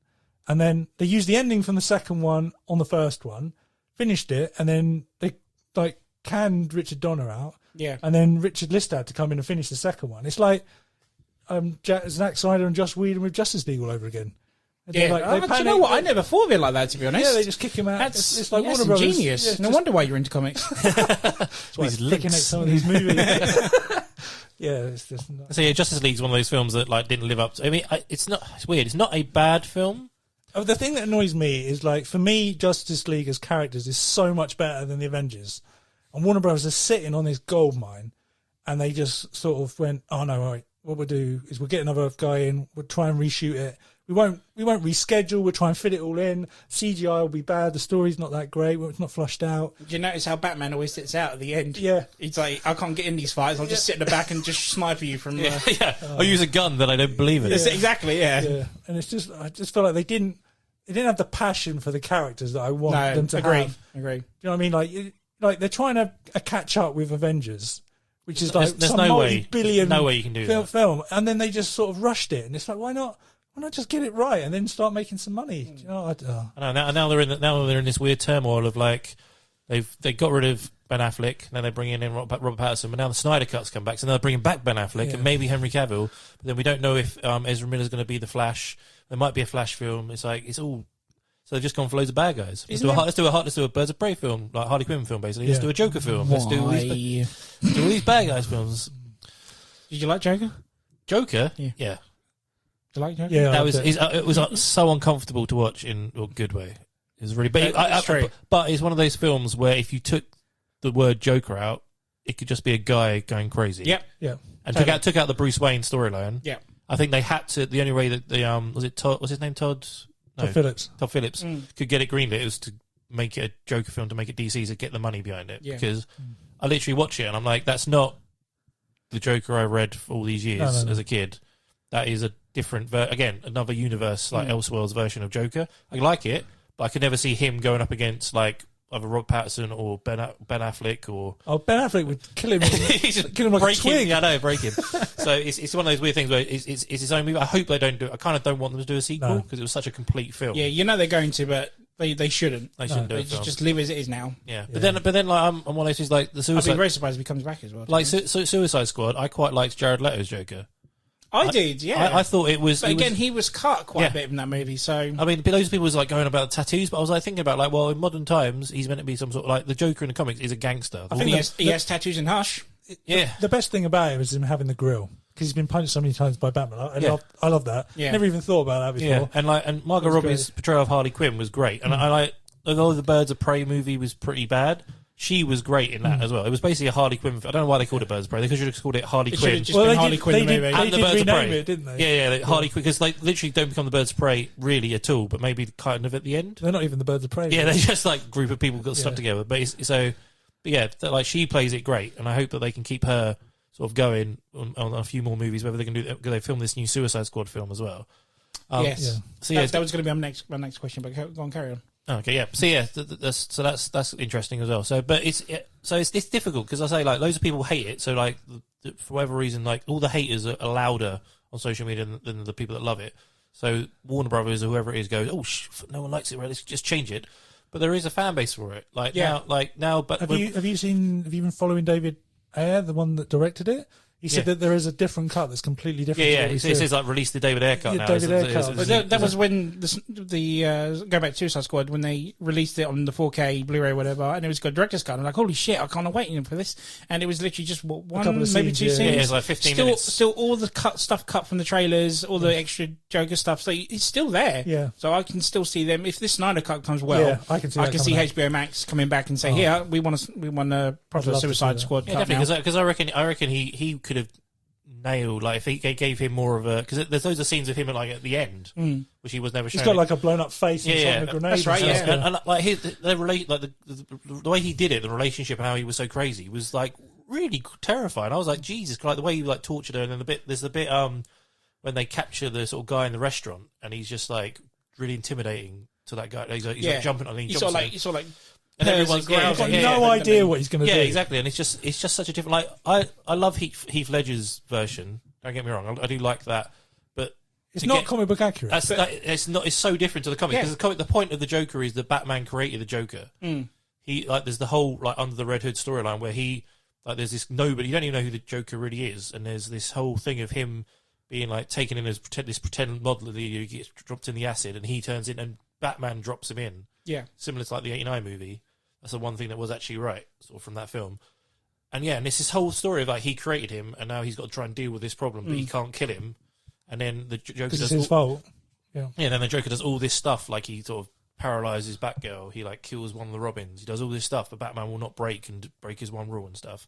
It's such a great story. But the Heath Ledger version, they got the whole sort of bit of like, I'm not going to kill you, but so I'm going to just keep like. Don't we see that in BVS? Like one of his suits is "haha Batman" or something. So yes, but annoyingly, apparently that's meant to be Dick Grayson, which makes no sense. It should have been Jason Todd. Right. Yeah, but then see people. All these little more and more I watch that film. There's all these little subtle hints of like he sort of looks and he looks up at that, and as he walks It'd off, have been so good if there was a little flashback. Yeah, and I wish there was. If they don't go, you sort of sees it because there's in the Arkham games, the Arkham Knight, they do some great flashbacks of the Joker capturing Jason Todd and torturing. You mean the crowbar? Yeah. Torturing him and everything else, and it's so great, and they missed out on that. And that like the BVS, go back to like the BVS film, like there's so many hints in that. Like people are like, why is he killed? Why is he killed? That's because he's gone past his point of Joker's pretty much broken him. Yeah, he is broke. He's a broken Batman. That's the whole point. There's so many comments and little scenes in that film where he's just like when like Alfred says like, oh, you're a bit more brutal with them now. He goes, they're criminals, always been criminals and all this kind of stuff. He's like, he doesn't care. He hasn't got a rule about not killing anymore. Yeah, he doesn't. He's also got this alien to deal with that can destroy the world. So exactly, yeah. So he's got bigger fish to fry and all this kind of stuff. And like people are like, oh yeah, but he's killing people. I'm going to add to that killing thing because it's like when they say, oh, he doesn't kill. If you're a criminal in Gotham for 20 years, like he has been Batman, if like, oh yeah, he's like, oh, he gave Jimmy a dead arm once. And he's broken Jimmy the nose. Yeah, Mark has brought a broken nail. It's like, well, what's the point? But if he's there breaking legs, putting people in hospital, really doing some brutal stuff, which is what like he pretty much does in the Arkham games. When you do a finishing move, he pretty much snapping legs. Yeah. So I feel like he has to be pretty brutal. Otherwise, why would you be scared? His whole point is fear. Yeah. If you're not scared of him, what's the point? It's not going to work as a criminal. Like for the animated show, it works because it's a kids show. They can't really do it. But like if you're like, he punches me and he knocks me out and ties me up, you're not. Yeah. You're not going to be scared of him. But if he's like really like, like in the warehouse scene where the guy throws a grenade in, and he's like, oh shit, and he knocks it back and it kills the guy. Who cares? This is your fault throwing a grenade. I'm going to save my life. You know what I mean? I'm fine with it. It's not like he's actually like getting guns out and just shooting people in the head or anything. It's like it's collateral death, I guess. Like there's some like in the car chase, the Batmobile chase scene and stuff. There's cars that go flying on top of each other. He doesn't actually purposely kill them, but they just get in the way a little bit. Well, there's a bit where he gets in the Batplane and completely... Yeah, that's true. Yeah, with a machine gun, that's true. Especially when he's just saved Martha as well at the time. No way, I'm with your son. I'll go and save people. That was before. Yeah. Yeah. You know what I mean? But yes, it's one of those things that's very hard to try and portray. Yeah. And how are you guys when movies change the mythology of the character? Like, when I watched Man of Steel for the first time, and they completely changed. Like, Lois knows who he is straight away. There's no Clark Kent or anything now. Not just the mythology with like Superman. Like as a kid, you're like, I want to be Superman. You think you wouldn't have any problems in the world, would you? You know, you don't have to worry about being killed in your sleep. No viruses that would kill you. You get easy life. But then when you watch that film and you're like Jonathan Kent explaining to him that the world would not accept you. I'm like, oh God, yeah, he's dead right. And I've never thought about that until that movie. And I even think about it now when like you go back and watch the Christopher Reeve movie. It's very easy, like watching, isn't it? There's not really a lot of depth into it. But when you feel like, if you were Superman right now, you put on a cape and you flew around the world, you'd have people like twittering about you saying, but you'd also have people wanting to meet you. You'd have people jumping out of skyscrapers, so you would save them just to meet you, just to see. But you're in the middle of, you're in New, I don't know, somewhere in Australia, saving a bus full of kids, and somebody's jumped out of a window and you haven't saved them. All the family of that person would blame you. Yep. Why didn't you save him? Well, it's the realism has kicked in now, isn't it? And I never thought about that until I saw Man of Steel. And do you know what? I haven't thought about it. I'm actually going to go home and watch that again. Yeah, right after this podcast, and be like, "Holy shit, Ross was right." I quite like the bit with Man of Steel as well. Is that that guy tries to fight him and he obviously doesn't react. He puts his truck around a tree or whatever. Damn right. But he doesn't react or anything. And then you get to a point where military trained Kryptonians come down. Yeah. And he has to fight them, and this is the guy. And he only really found who he was like a couple of hours before. So he's never been able to throw a punch or hit anything in his life, and now he's got to go up against his military. And people are like, oh, well, why is he getting beaten? Or like, why is he letting loads of people die in Metropolis? He's like, it's because he has no idea what the fuck he's doing. Yeah, he's exactly. It's the first day on the job, isn't it? And he's never thrown a punch in his life. That's why I'm hoping those rumours of like if they're going to do another Man of Steel and it's going to be Brainiac. See him like in his prime. He's been Superman for a while, taking on some robots. Yes, that's what you want. Yeah, say like that. The was it the animated movie Unbound? You want to see Superman if he can take down things that aren't actually alive, like robots. It's beautiful to watch. Yeah, absolutely. Yeah, because I also like what I was saying about the social side. It does kind of starts in BVS as well, doesn't it? Where they're all like you're an alien, leave our planet. Like that kind of thing just never. There's always one going back to BVS again. There's always that one scene where spoiler warning before the wheelchair blows up. Yeah. And he looks at the center just to say, I can't save you. I haven't got the time. I may be fast, but I'm not that fast to save everyone in this building. Yeah. So he lets it go, and then obviously he's still in amongst the flames, and the camera focuses him, and he's so sad because he knows he's going to get punished for this. Yeah. So like you can back to what you were saying about Man of Steel, and that gets me every time. It's just like definitely. But like the original question about mythology, like you take the Christopher Reeve movie, that was the movie where when you saw them in Krypton, they all had their own house symbols. Yep, that's right. That came from the movie. That wasn't in the comics. Yeah, and I'm just like, when you see that and then you read the comics, you just think, oh yeah, it's been like that for ages. But when you later find out, oh no, that was originally in that movie. It's like, oh my god, well, why did nobody else think of that before? That's the best. It makes perfect sense that the symbol is the symbol for his house, and everyone else has their own one. It's quite interesting, depending when you got into comics and stuff, what mythology you believe. Because when I was a kid, and like the '89 Batman movie came out, I believed that the Joker killed Bruce Wayne's parents. Yeah, I remember a very long time. Batman Begins with that. Yeah, a long time until I went, wait a minute, what? He didn't? Until I read the comics. And it was he used to be the smart ass in school, be like, do you know the Joker killed Batman's parents? Yeah. You idiot. Of course he didn't. You only watched that on a film, you read the books. And there's that, but there's things like the animated series, Batman brought in loads of stuff that's now in the comics. So like, I didn't realise till a lot later on that the story of Mr. Freeze and his wife Nora and that whole disease thing that came from that show. Before that, Mr. Freeze was like some sort of comic, like it was not comic, but like he was just a guy with a freeze gun going around like doing freeze. Oh, jobs. so he didn't have a backstory or anything? He didn't have a proper backstory. The backstory came from that Heart of Ice episode. Okay, and stuff like that. And obviously, like the Harley Quinn came from that show as well. And all it's all come. The fact they bring these things into the comic books is like it's just a credit to like the shows and how good they were. Definitely. Yeah. Any more bits? Anything? If not, we'll go straight to our top fives. Are you ready for top fives? Yeah, let's go for it. Right. Are you ready? Oh man, this has been the most hardest. I mean, we've done. I thought you said top 50. Yeah, I've done. We've only got 3 hours. I've done in the past. We've done like maybe top 5 MCU movies or top 5 DC movies or top 5 animes. Top 5 superhero movies. Full stop. Of all time. You're a son of a bitch. Spoiler warning. It's time for a top 5. So who would like to go first with their number 5? Anyone? Any takers? If not, I'll jump ahead and... I can. Yeah, you go ahead. Go ahead. Right, so number 5 was going to be X2. Ooh. But I did a quick change, and it's actually the T-shirt I'm wearing right now, and that's Shazam. I friggin' loved this film when it came out. I had such a good time with it. It was like watching Guardians of the Galaxy all over again. Just, you know... Another origin story, because I hate origin stories ever since Batman Begins, but that's another podcast. There was nothing wrong with it. It was just so lighthearted. It was entertaining to watch, and they could have done They could have done it so wrong, you know. And they knew they had to do something with this, but not fuck it up, obviously, because it is a bit of a strange story how a man inherits a child's body and becomes champion sort of thing. Good stream of it. But it was one of those films where I walked out and just thought to myself, damn, I really, really enjoyed that, you know? I mean, it's in fact one of my daughter's first ever superhero films as well, so she sat and watched it. She absolutely loved it. It's one of the only DC, like recent DC films you can show your kids. Absolutely. Well. It's quite nice of them doing a bit of a light-hearted. And she freaked out more at the special guest that shows up at the end, more than I did. Oh, really? Yeah. And that was great. And I mean, Zachary Levi played it so well. Absolutely. He was very believable as a 12-year-old boy. Yeah, absolutely. Yeah, because again, he has that comedy background, and when he was like, he's going to be Shazam, I was just like, when I first heard Heath Ledger was going to be Joker, I was like, no, but then I just thought to myself, who would do it, you know? Give him a chance and see what happens.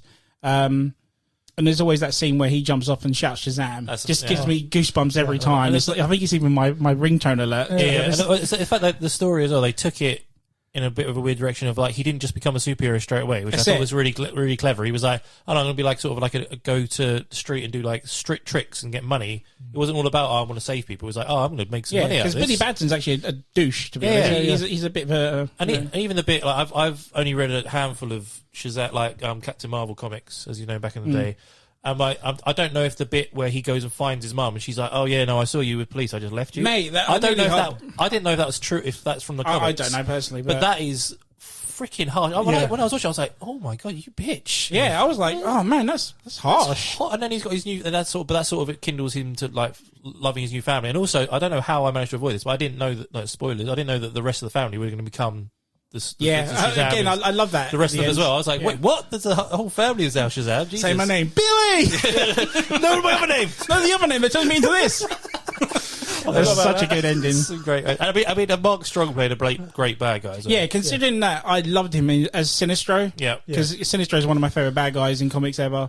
And I thought he played him really well. And again, it's a shame we'll never get the continuation of that unless they recast him back when they do the new one. That'd be pretty cool. Well, they're talking about bringing back Ryan Reynolds as Green Lantern now, so you know. Oh, for the Snyder Cut. Yeah, you know, anything's possible. It's possible. I mean, again, with that film, I quite enjoyed the first 40 minutes of Green Lantern. I'm a massive Green Lantern fan. They got the first 40 minutes really right, and then as soon as he like leaves training and like comes back, it just goes downhill from there. And in fact, he has a fight Parallax, which is a massive cloud monster. It's just really poor. If they made that ending better, but like say Sinestro Mark Strong as Sinestro was amazing. Yeah, He was so good in that. The fact that like, and he looked like him so well. Yeah, I mean, the whole graphics of Oa and everything was great. But it was, but I loved him. He played the bad guy in Shazam really well. But you excited for Shazam versus Black Adam Rock then? Yes. Oh yeah. What's that? Oh my god. I think Rock might be the best casting ever. The thing is, it's going to be interesting because he's going to have his own film first, and then they're going to do Shazam 2, aren't they? Yes. So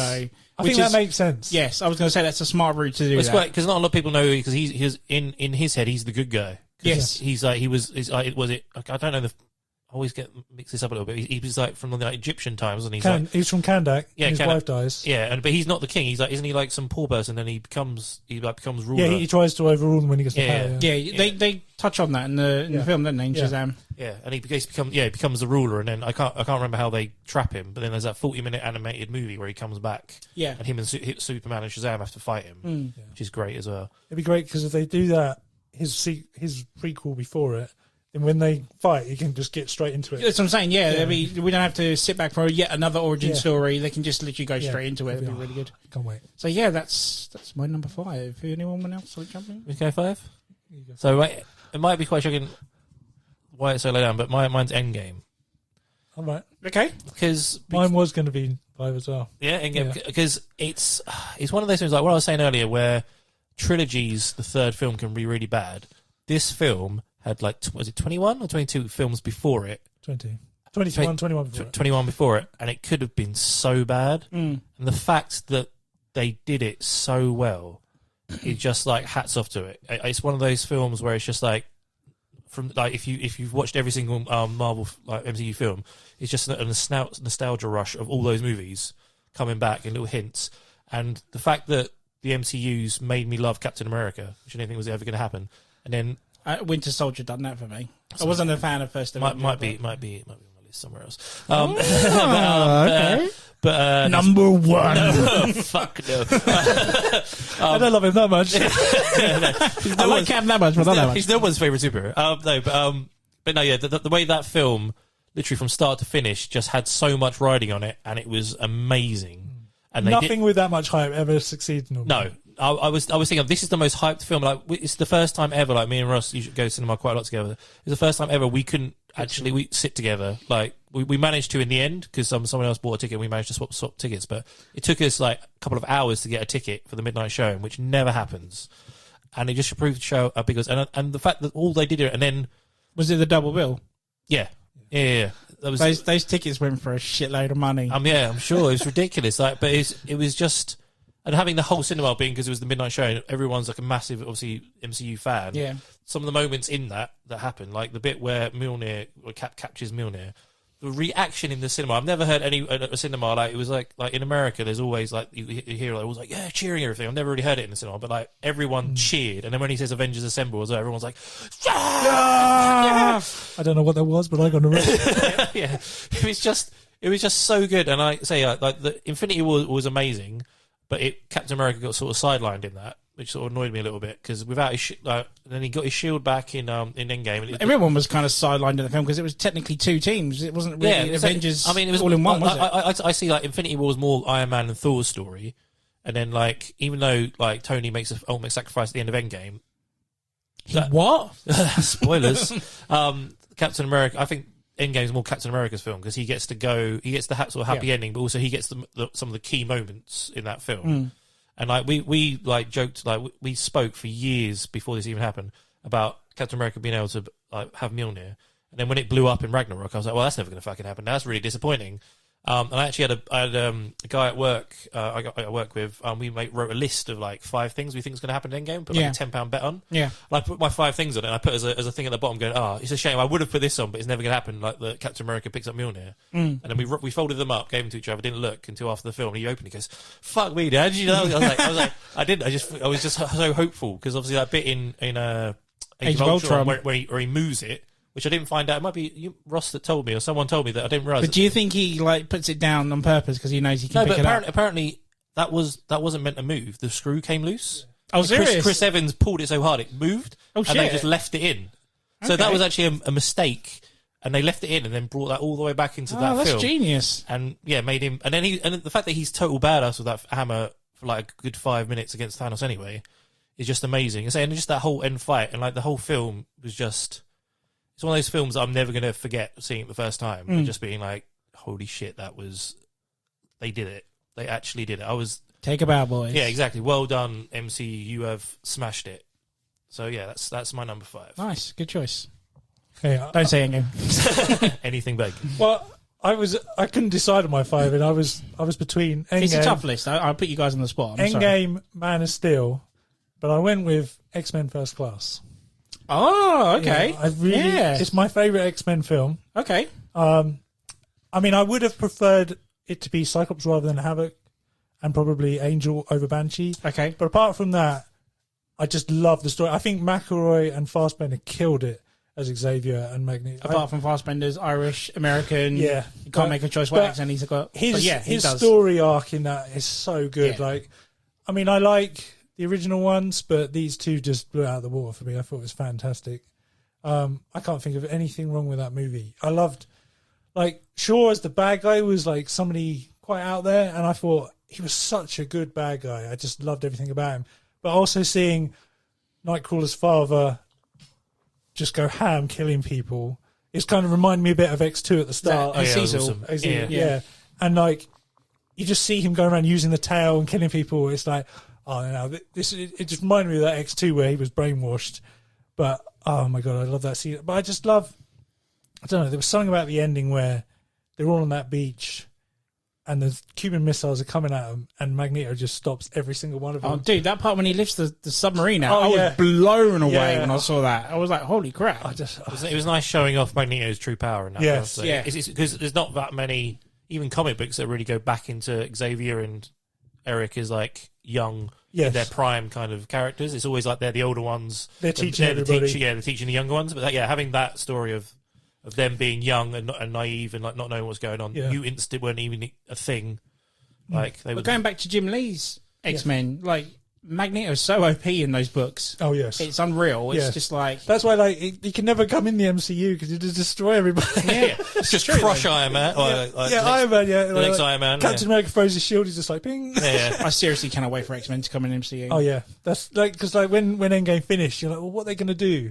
They can never top that. But then like you think, are they going to bring the X-Men in, the Fantastic Four? Okay, They have to. They've got nothing. What, Yeah. Eternals and what's the other Chinese thing? Well, no one gives a crap No, about no, them. no, Come on. definitely It's gonna be, No offense, guys. It's going to be a quiet time for them. Yeah, but I can't wait for the Fantastic Four to come into it because then you've got Galactus and Doctor Doom. Yeah, Yeah. that's the main It's reason why I want endless. Fantastic Four. In. Yeah. Yeah, and they've sort of done the scrolls already. But you can bring the Super Scroll in and all this Yeah. kind of stuff. It's going to be. They've got so many opportunities. It's I crazy. I would love them if they're going to make an X-Men film in the MCU is to bring Mark Vaughn back in, who did First Class, Yeah. because he also did Kick-Ass, and I feel like I would really like him to do a Superman movie if I could pick, because I think he'd be perfect for it.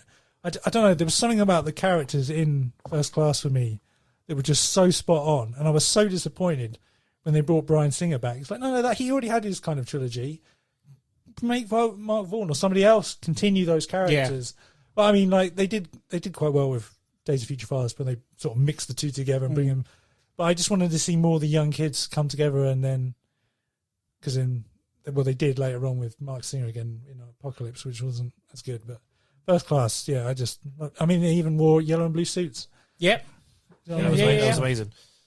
Yeah. And there wasn't Wolverine was only here for 2 seconds. Yeah, I think that's probably why it's my favourite one, because I think He's not the star. Yeah, Yeah. I think the Wolverine came out just after that movie, but we'd already had 4 movies of Wolverine being the main character, and he's only in it for a small cameo to joke, and that was great. Just seeing other characters lead the team and do stuff. Oh, it was great. That's why I know a few people like it, but that's what pissed me off with Days of Future Past. Is that let's send Wolverine back, but you watch that movie, Wolverine does fuck all in that film. It's because he's got bone claws. Absolute jack all. Yeah. But surely wouldn't he be more like, if these guys are fighting Sentinels, that he would be more, better to stay behind can't and die as start well, cutting up. yeah. Yeah, exactly. Yeah. Well, And they stick with the Kitty Pryde and send her back. Yeah, exactly. You know? Yeah, that was in the comics. It was Kitty Pryde I went back. It Wasn't is, yeah. It'd have been great because obviously she was probably the youngest one of the older cast. So when she goes back, they would have all been a similar age, so they would have Exactly, she would have blended in with them, exactly. Yeah, it would have been. She'd be the same age as Raven would have been. Yeah. So yeah, I suppose that's probably one of the other things. It was kind of weird seeing Raven being like sort of a sister to Xavier as a kid, but it was quite a nice. It was different seeing. Nice little touch, wasn't it? It was good to see because obviously they were all kind of the good guys, and then at the end Magneto kind of changed. But it was good that like you see him and her have a good relationship, and that's why she then goes with him. Yeah, and it's because like when you had the original ones, you didn't see the origin of those two. It was just sort of Wolverine and Rogue turning up, and Iceman, and it was just nice to see the world being built for once, seeing the mansion and the Blackbird being built and all that sort of thing. I just, And actually seeing Beast fight for once instead of just like a 2-second fight scene from X-Men 3. Yeah. Well, it was Kelsey Grammer who already got a bit tired. Yeah, that's true, yeah. But he came back in Future Past, didn't he? Oh, but the ending of Future Past, right? I mean, again, because I'm a massive Cyclops fan, they killed him off. When we were watching it, and he wakes up, it's the future, it's Kelsey Grammer, it's Iceman. Oh my God, there's Jean Grey. I was like, wait, who's next to Jean Grey? I was like smacking Ross in the other. Oh my God, they brought it back. Yeah, but your wife was in between us. Yeah, I know. You're like, go on, get out of the way. Leaning over. She won't understand. Yeah, that was good. Yeah, that was great. Yeah, that was an amazing part. And then, let's say the Apocalypse one was great. And then, what did you guys think of Dark Phoenix? I kind of liked what they were trying to go with, but it went really weird direction. I can't remember. Personally, I can't remember it. Personally, I didn't see it at the cinema. I saw it when it came out on the Blu-ray stuff. I didn't think it was as bad as everyone made out to be. I mean, it's not a great movie, of course, by any means. And pretty much the trailer gives away the whole plot of the film, regardless, because you knew Jennifer Lawrence was going to go. She wanted out of the contract ages ago, so you knew she was going to die. Spoiler alert, Shoot her in the head. It's just, but it didn't bother me that much. They've done a better job with the Phoenix other than X3. Do you know what the thing that annoyed me the most is at the end of Apocalypse, they've got virtually their perfect costumes. Yes. And I'm like, the next one is going to be amazing. Yes. Being a visual person. Yep. And then, no, they got different suits. That's like, and don't forget the final end credit scene when it hinted at Sinister. And now we'll never get Sinister now. Well, we may do, but not for a long, long time. To be honest with you, I hope MCU get him. Yeah, MCU should do it. I want a Mega Red and I want Mr. Sinister. Oh my God, Mega Red. I mean, like they could try. And I want a tall, powerful saber-toothed tiger. Whatever turns you on, Russ. You mean Sabretooth? Yeah, I know. But not Power Ranger territory. I saber-toothed tiger. I want a Zord coming in. It's a massive yellow Zord. It's taken down. X-Men call on the Zords instead. Yeah. I mean, but give them morphing powers. That'd be awesome. I know with the Turtles in the comics recently, they should do it. Yeah. So, good choice. Yeah, that's choice. Well, what's your number 4, Anthony? My number 4 was a film that I'd never thought would ever be made, and that's The Watchmen. It's a book that I read at quite a young age and loved from day one, and then when it got passed to director, and I was thinking to myself, this is never going to get done, or it's going to be one of those things that gets done in 3 parts, TV, film sort of thing. And then when they said that the director of 300 was going to do it, I was like, I'm sold straight away. I mean, that's a visual masterpiece. Yeah, absolutely. It's a comic book come to life. I mean, the fact that I don't know how if they did it they must have done it on purpose, but the actors look like the comic book characters, like spot on, like Rorschach, Night Owl, just all of them look spot on. Even the guy at the newsstand, the kid that reads the Black Freighter comic book, something like that. It's called, isn't it? Yeah. They just look just like him. Dr. Manhattan straight away.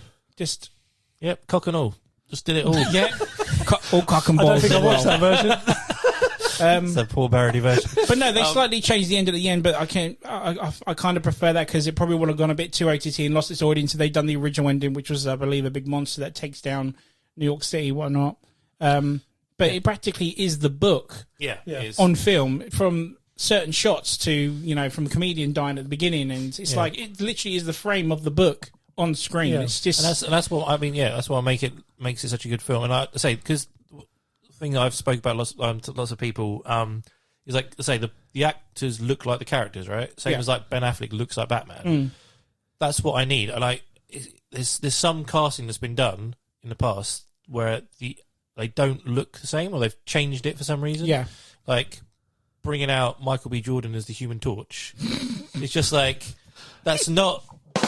It's like, That's not the Human Torch to me. Like Nope. I've been reading these comics for so long, so I see like Robert Downey Jr. looks like Tony Stark, like Chris Evans looks like Captain America. You need to stick with that. Yeah, like when I saw Flash Thompson be a choir singer in Spider-Man: Homecoming, I was fucking furious. It's like, where's the punk quarterback kid who used to be a Peter Parker or whatnot? Now he's this like, you know. Yeah, Tom Holland looks like Peter Parker. You need there's people that have read these books for a long time. So to put and they like him for a reason. Yeah, put this beloved character on screen. Yeah. They need to look like the character. There's no point trying to change it, like gender change it or anything like that. It's just not going to work. Yeah, and then you write a comment on YouTube saying, "Oh, why is he like this? Why is he like that?" And he goes, "Well, if you don't like it, read the books." It's like, well, that's not the point. If you're adapting the book on screen, Adapt the book. I want the book adapted properly. Yeah. And that's where Watchmen is definitely. It has to be number 4. It's just fantastically done. Too long. I mean, the ultimate cut is not necessary because it brings in the whole comic book about the Black Freighter. But again, it's not a necessity in my opinion. But if you've got 4 hours spare, I recommend it. But yeah, it has to be. Like I said, I didn't think it was ever going to get done. And when it did get done, I was there first day 1. And 3 hours later, I freaking enjoyed it. It's definitely in the top 5. He's one of Grant Morrison's better ones. Grant Morrison? It was Grant Morrison. Alan Moore. Alan Moore's same. They're very Same. Same. They're still British. They're both British. They're very similar. Sorry, one's Scottish, one's British. Very similar. But yeah, it's one of his best comics. I'd say. It's a great read. So yeah, you're number 4. Then. My number 4. All right, so I've been tossing turn between 2 for ages. Because you said any film, and I asked you, can I put animated into this? You went yes. I was like, damn, that makes it even harder. So I've picked for number 4, Batman Beyond: Return of the Joker. Oh, okay. That's my number 4 film. You're right there. Let's laugh again. Oh, I don't think Ross approves of that one there. No, I approve of it because that's my number 4 as Is well. it really? Oh, no way. We spend way too much time together. Well, how about you guys talk amongst, you bring, see, we've done I didn't see you picking that, I'll be honest with you. I went right, so I've got to pick, I was like, went right, top 5, I went right, I'm going to pick some from each category. So there, that is it was between that and Under the Red Hood animated movie were my 2 ones. But I think, because when I watched the animated series Batman, like the Return of the Joker, it freaked me out the first time I watched it. The bit where they do the flashback and you see what the Joker does to Tim Drake is haunting. It is. For an animated movie anyway, like the animated series is always quite dark, but this went for another level of darkness. And then there's the director's cut, which is even more horrifying. Yeah. The bit where you see Tim Drake's been turned into like a mini Joker, and then Batman chases the Joker down. Joker sort of shows him a reel and stuff. He goes, oh, what he goes? He told me everything, all kinds of secrets, Bruce. And he's like, what? And then you see Batman break, and he's actually going to kill the Joker. Yeah. It's like, oh my God, that film is just horrifying, and I love it. And I always love the Batman Beyond sort of concept anyway, and I'm hoping, I know Keaton's rumoured to be coming back. For the Flash film? Yeah, for the Flash. He needs to be Old Man Bruce, and they need to do a Batman Beyond movie with him as Old Man Bruce. Well, that's what the original idea was, wasn't it? It was going to be a Batman Beyond film. And do a Terry McGinnis, someone as Terry McGinnis. I want the guy that plays Dick Grayson from Titans to play Terry McGinnis. That would be great. That'd be badass. That'd be a good time. And just do a Batman Beyond movie. That would be so good. I mean, full circle. He's because he looks like Old Man Bruce from the... But so, that whole TV show was great, but that movie just haunts me to this day. Yeah. When I watch it, I'm just like, oh shit. It's such a good twist because you never see it coming. Never. I mean, I love the animated series version of it. I think, controversially, I probably prefer it over... Does the movie time with the series? He has the same character. It doesn't really have... Because I've seen the movie, but I've never seen the series. Yeah, no, it doesn't sort of directly... Like, the characters are in it, but it's like you wouldn't... They never reference it again in the series. I think does it happen between season 1 and season 2? Or does it happen at the end? I can't remember when it came out. Because the original Batman series had a film.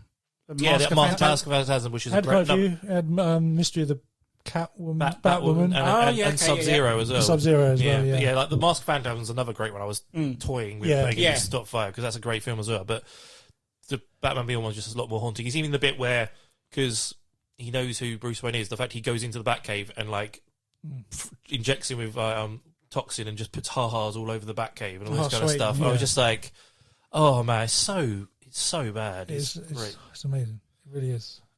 I can't really put anything more than that. So you've done it for him. So go straight back to me, damn it. Yeah. So my number 3 was a tough one because it was between 2, which is what's number 3 and what wasn't. It was going to be Endgame, but it kind of got ruined for me, so I can't put it in there. I had a bad experience with Endgame, to be honest. But that's another... My fault? No. Okay, good. No. So, long story short, it's not Endgame. So, you had a year between two movies, Infinity War and Endgame. And constantly, from where I work, because especially doing night shifts and stuff, people just kept talking about what's going to happen in Endgame. Is this going to happen? Is that going to happen? It's like you were saying earlier on about you put bets down and this was going to happen. And everything that people were talking about did happen. So it wasn't like an utter shock to me, per se, like when, spoiler alert, you know, he makes his own gauntlet and it was time travel and... yeah, so that's why I kind of had a bad thing with it, because I kind of knew going in what to expect, where, you know, we all like to not be expecting what we wanted to expect. Well, I stopped watching trailers. Yeah, I mean, well, in all fairness, the trailers did a good job because they didn't really spoil anything. Literally, like the first 20 minutes, I think, was in the whole thing, really. Yeah, if that, wasn't it? Yeah. And I believe some of the stuff that was in the trailer was cut from the film as well, so, which is, again, clever, because I think they did that for Infinity War. There was a few shots in that weren't in the film. But yeah, so it will be, my number 3 is Civil War. I really, really enjoy. I mean, a lot of people like Winter Soldier for Captain America, but I frigging love the third one in the trilogy, which is Civil War. The whole twist at the end, where it's literally when you thought it was versus the, you know, superheroes, good guys versus good guys, but then the other ending, and it's like 2-on-1. It was just... It's one of my favourites ever. It's a great story. Absolutely. It's just like, I remember when the book came out, because I was actually in Florida on an intervention. They had a massive poster for Civil War. And that's the thing, because they were ahead of us at the time with comics, weren't they? So we wouldn't get it for another couple of months or so. And I said to the guy, what's this Civil War about? And he was like telling me, he was like, you got any copies left? So I think I grabbed like the second to last copy of it. Read it, and then when the film came out, it's not obviously the same, but you know, you've got certain aspects from it. It was just, oh, this is so freaking cool, whatnot. But that ending where, you know, it's Tony versus Cap, it's just especially when they clash between those two pillars as well. Yeah, my god, that's straight out the front cover of the comic book. But you going back to Robert Downey Jr. as Cap, like his reaction to that twist at the end. Yeah. You'd be the exact same boat, definitely, and you kind of feel for him in a way. It's just like some of the comments come up. He goes, "Was it like?" But sorry, Tony, he's my friend. He goes, "So was I." But there's something about goes. It wasn't him. He goes, "I don't care. He killed my mum." Yeah, it's just like, yeah, okay, because I totally get it. Because be honest with me, I mean, the MCU has been very light-hearted. Yes. In the first two phases, and I believe Civil War was one. There wasn't many stakes. Like the only big person they killed off was Coulson. Yes, and that's it. So the stakes weren't very high. Yeah, exactly. So no one had been killed off. We got introduced to more characters, but then at the start of Phase 3, we had Civil War, and that's where shit got real. Yeah. You know, and that's what, you know. We even, I know, Age of Ultron. The start of the build-up, wasn't it? Really? Yeah, I mean, Age of Ultron was the start of the you know, the separation of the Avengers, but Civil War done it. Yeah, you know, Civil War broke them up, you know, big time, and they had some, you know, some. I think Phase 3 had to be in 2 parts because it was so. Yeah, it's kind of the reason. Twice as long as it's kind of the reason they lost in Infinity War, right? Because of Civil War. Yeah, they weren't together. Exactly, yeah. Like I say, you go back to, there were 2 separate teams because of Civil War. So there were repercussions to that film as well, which is why I like it. The fact they carried on with that. They went, because even though I remember seeing Age of Ultron, and I was so pissed off because they were all back together and there was no explanation how they all got together, because end of Iron Man 3, Iron Man wasn't Iron Man anymore. Yeah. We hadn't seen Hulk for ages. He was just there. And you get told, oh, we've been working together for ages. Exactly. And like, how did this happen? Last time we saw Tony, he didn't want to be Iron Man. So I say you don't need to watch it. Yeah, exactly. Yeah. Just bypass that film. Yeah. So I love Age of Ultron. I think I do enjoy that. Age of Ultron was one where I expected Avengers Assembles 2 and I didn't get it because it was the same guys, but I can understand why Josh Whedon had issues with it. Again, that's another one that's meant to have a really good director's cut, which I don't think we'll ever see the light of day as well. But yeah, Civil War, man, Civil War also introduces the best character as well. It does, but again, without an origin story, they just put him in there. Is that what you're thinking of? Spider-Man. Yeah, that's what I'm talking about. But the best, that's for me, that section of Spider-Man is the best thing of Spider-Man we've ever seen on film. Because at least in that little scene, he talks about Uncle Ben, which he doesn't for the rest of the movies. Yep. Because we know it already, don't we? Yeah. So we don't need to do it again. And like, you can. I love the way he talks through the fight. He's like, "You got a metal arm? That's great, man." He's like, that's it. "You're not But supposed to talk this much." But that's Spidey. That's what he does. Like as soon as Winter Falcon goes, there's not normally this much talking. Yeah. I'm like, you've nailed it straight off the bat, and that's what was my issue with Tobey Maguire. Yeah. Even the bit where he lands, he goes, "Sorry, I didn't, Mr. Ladd, no, say Yeah, Mr. Stark. is that stuff coming Captain out? America, really bad." Yeah, so, And shut like, up. And him like, because the thing is, like, even though later on they make him sort of like Tony's his man, he's the one that he loves, even though in the comics it's Captain America. It works more in the MCU because of the technology and stuff, but him just geeking out over meeting Captain America for the first time. Yep. It's funny, And throwing pop cultures out to take down people. I love Ant-Man when he first meets Captain America. He goes, "Oh my God, you're Captain America! I'm holding your hand way too long." That's what I'm saying. He just grabs it. He taps his shoulders. It's like, such a good "You're really film. big." Yeah. And he becomes Giant Man in that as well. Yes, which was so good. Yeah. Yeah. It's like, Yeah. But when he does it, it's like, oh, he's like, I was in stitches. It was amazing. Yeah. Was it like Tony Stark goes, "Anyone on our team got any impossible powers?" Yeah, That's right. Yeah. It's brilliant. Oh, it's great. So yeah, it's many reasons why it's number 3. And also the bad guy wins in it. Yep. So Yeah. In theory, he does. Yes. It's really good. Really good. And I feel like, for me personally, Black Panther was better in that than his own movie as well. He was Oh a shit! ba- Yes. he was a Do you know what? I forgot he was. Yeah, you're right. He is, was isn't a he? total badass in Civil War. Yeah. he really And he was a pussy in his own movie. But he had a revenge story for that, didn't he? Wasn't it? His Yeah, his dad yeah, died. that's that died in an Yeah. explosion. Yeah. So Yeah. Some of the fight scenes in that. I mean, I know it's the Russo brothers, so that's like why it's some of the bit. But the fight scenes, like even the bit where Bucky escapes from the CIA building, wherever it is. Yeah. Like, that whole fight scene is amazing. It's incredible, mate. And then, and like the bit at the beginning where they're chasing down crossbones and At the stuff. beginning, yeah. Yeah, that's all freaking great. Like, that's got the best Captain America shield throw ever, where he throws it off the floor into the wall and it hits some guy behind a pillar. I'm like, that's And the way Captain he America. catches it, but he catches it in front of camera, Yeah. so the 3D is so damn good on that. Yeah, bit. it's just like, that's that Captain. thing does it by the fixers too. Yeah, such a good film. great, Very, very. Because a lot of people like pick the end game, Infinity War. I think a lot of people miss out Civil War. It should be in at least the top 10. And As soon as Tony Stark says to Natasha, "Where's yours?" He goes, "Well, mine's in," and then it cuts to the music and it just says Queens. Goosebumps every time. yes, Yeah. yes. As soon as Queens come out, I was like, "Oh my god, my So dick just got yeah. hard." So did Tony Stark's when he meant Aunt May. as well. Yeah. True. She is the fittest Aunt May we've Yeah, had so yeah, far, yeah. in all fairness. Well, the thing is, it makes a bit more sense because he's his aunt, not his grandmother or anything Yeah. like that. And like, if she's that old, she shouldn't really be looking after him. She's Yeah, been home. absolutely, yeah. So it makes a bit more sense. So yeah, but I feel like that 20 minutes or however long he's in that is the best Spider-Man we've seen on film. The other two films are good as well, but yeah, I agree. Yeah, but I'm saying that's the best bit. And it's crazy how happy he got to her before Iron Man never did. Yeah. That's because he. Yeah. Number 3? So I quite potently put it. My number 3 is Winter Soldier. Okay.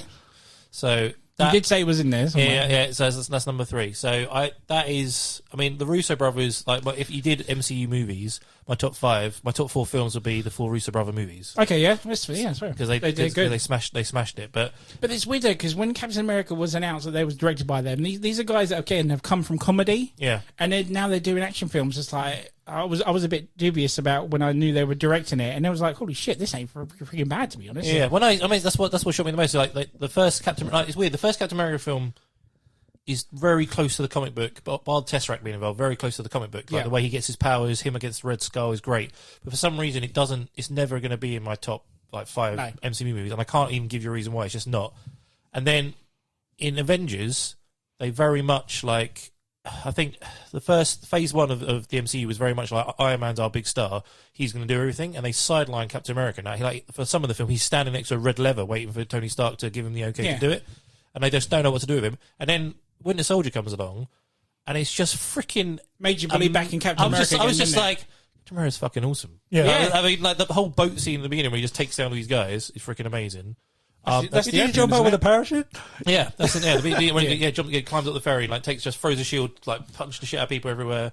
They gave him a proper fighting style, which was great. And then it was a personal story. Like I knew who Winter Soldier was because I was read the comics. But for people that don't know who Winter Soldier was, that was such a cool. I still get goosebumps knowing what it is. But when that fight scene on the motorway is amazing. Anyway, this close combat fighting between these two guys at their peak, and then he flicks him over and he turns around. He's like, spoilers. Bucky, I'm just like, oh fuck. Oh my god! I was just like, it's just like such a shock because that is his best friend that he's known since a kid. He thought had died as well. You see in the first one, seeing the first one. Do you know what dies. I think that gave me the most goosebumps is when he threw the shield at him on the. He just rooftop, catches and it. He just catches it with his arm. Oh man! And he looks straight at him as well as he catches it. And he so throws it freaking back at him. badass. He throws it back at him. He just goes, oh fuck. Yeah. I mean, that whole bit where he chases him, he's just running through. And he's blowing through doors with his shield. That was great. They did it so well. And then let's say the whole twist that Hydra is Shield or Shield. Sorry, Oh mate, Shield is Hydra. that gave me goosebumps. I was just like, that was still there. I was just like, what? And then I was watching Agents of Shield at the time, and the fact they incorporate that in, which changes the whole of that show, because that show like started off really slowly and quite boring, and then that film came out, and then the twist of like, oh, by the way, some of the show is Hydra as well. It's like, oh shit! they must have had to rewrite the whole season, being like, what's going to happen? Well, maybe in that they film? wrote it knowing it. Yeah, but like, it's like, yeah, it's just that film, like you say, the action scenes, the end fight as well between like him and Bucky, and just even the elevator scene as well, like him being taking down those guys, and then that calls back to Endgame where he's just in the elevator with those guys again. Yeah. It's just like, he's just like, anybody want to get off? Is this going to happen again? And he just goes, Hell Hydra. Like what the fuck?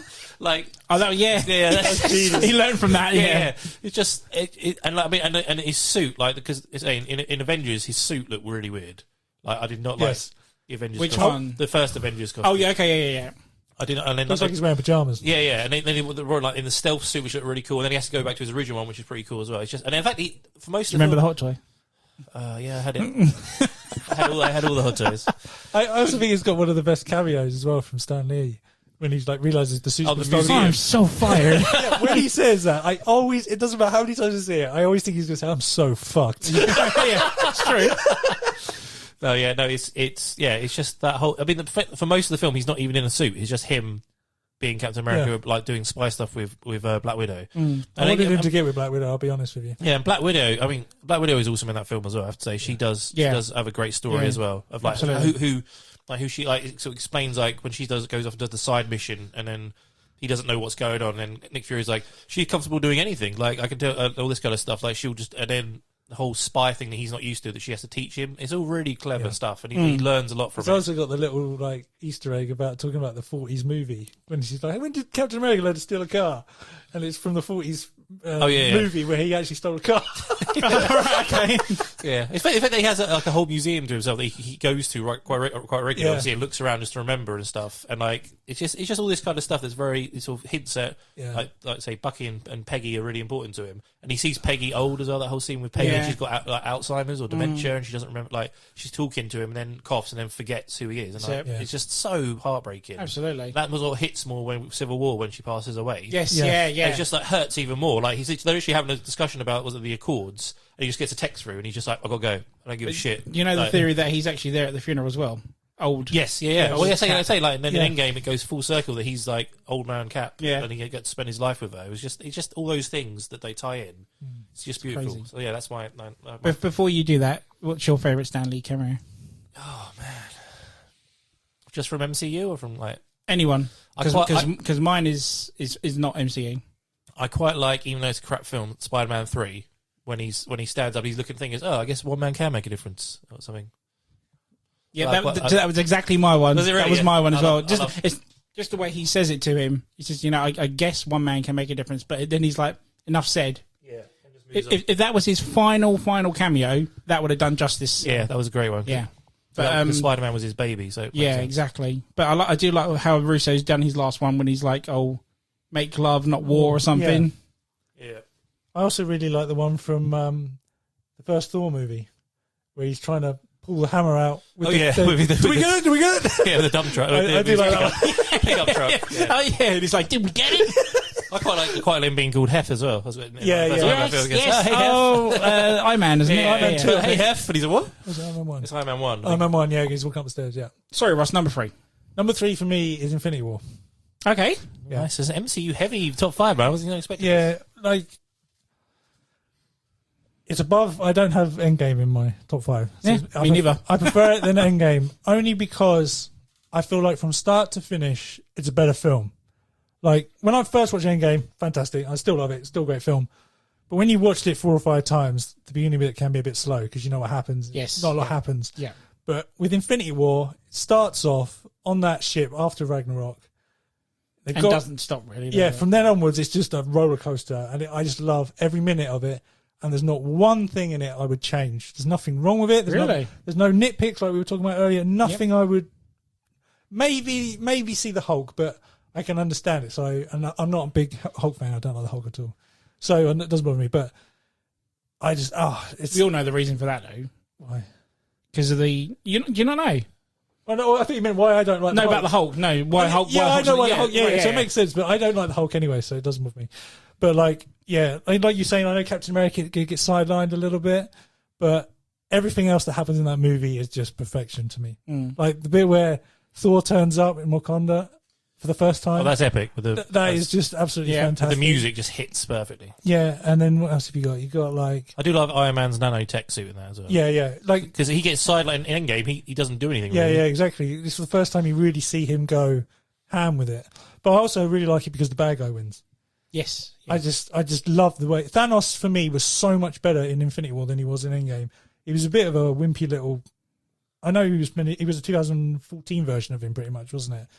It came back in back in time. Yeah. But like, I just felt like he wasn't as a strong character. Where the way he'd been developed all the way up into Infinity War, I could see his side of the story, what he was doing, and because in theory, when he explains why he's doing it, it's not really a bad thing. It's survival at the end of the day. Yeah. It's like the end of Watchmen. You kill a million to save a billion. Yeah. That's the point of it, isn't it? Exactly. And I think that's how he was trying to get it. That's what he believes. Yeah. Yeah. And I think the other thing that I like about it is like, because after obviously Civil War, they're all split, and I feel like it's the start of them coming back together, and you're like, yes. Here we go, and like in Wakanda again, where they're all lining up and they're all outside the force field, and they all just leg it, Episode 1 style. Yeah, but then you just see Black Panther and Captain America just fucking legging it through. Yeah. Oh, I love that scene so much.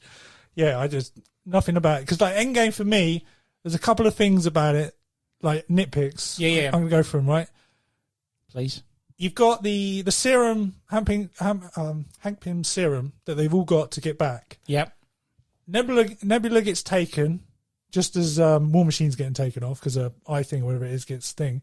She gets captured by Thanos, and then you see him get hold of the particles, but you don't see anything, and then all of a sudden she's back, but then he comes back as well. It's like, well, they only had one. I mean, did they synthesize another one? What? I know they probably had to do it for time, but how did they get back? Because true. It's like Captain America and Tony Stark and Steve had to go to another timeline to get one because they couldn't get back. So how come it was so easy for them to get back? The other thing is... You've just ruined that part for me now. I'm just like... Well, the other thing that annoys me is at the end of first Captain America, it's 1944. Peggy is, 27, 28 in that movie? Yeah. 1970, they go back to get the other pin particles from Tony Stark's father. He then bumps into... Well, he sees Peggy from her office. Which she should be in her 50s. Yeah, and she hasn't aged. Yeah. And it's just little things like that where I'm like, oh, you got that bit wrong, but I don't have that problem in Infinity War. So for me, that's why it's my number 3. So, go back to Endgame. I've got one little nitpick. Okay. For that. Oh, I have two, but I have one. My main one was packed out crowd. Obviously, first weekend it was out. And the very first opening scene is when Hawkeye's family evaporates, yeah? When their family evaporates, I shit you not, everyone in the cinema went, like, how did you not know that was going to happen? Did you not watch Infinity War? Yeah. Like, where was he? Yeah. Why the oh my God, what's going on? It's like, how did you not see that coming? Yeah. Seriously. It's quite an emotional beginning, I have to say. It's like the bit when they get Tony back from space. Like the whole bit in space is quite bad anyway. He basically just sits there ready to die. Yeah, man. But then when he comes back and he's sitting there, and he just lays it on thick with Steve, being like, you said we do this together. Yeah, well, where were you? Where were you? Time. Yeah. I'm just like, shit. Yeah, I feel that. I've got something that will ruin Civil War for you, but I don't know if I want to. Oh, go on then. No. I've already Endgame ring. Come on. Let me do another nitpick for Endgame because I just remembered it. It's when I can tell Stop ruining this movie for me. Well, I can tell you why. Stop ruining number 5. I can tell you why it does it as well because it makes sense. But it's when Cap fights younger Cap, in the tower. America's ass. Yeah, like at the end of the movie, his suit's in perfect condition, right? Yeah. His suit is all ruined. He's got holes in it. He's got a burn. He's been stabbed. He's lost his helmet. And even at the end, where he's like, when that man's on his shoulder, and he's like, To me, that is America's ass. It's still ruined. But like a second later, he's gone down the elevator. And his arse has been ruined. by Ant-Man. No, it's by Johnny Storm from... Oh, don't.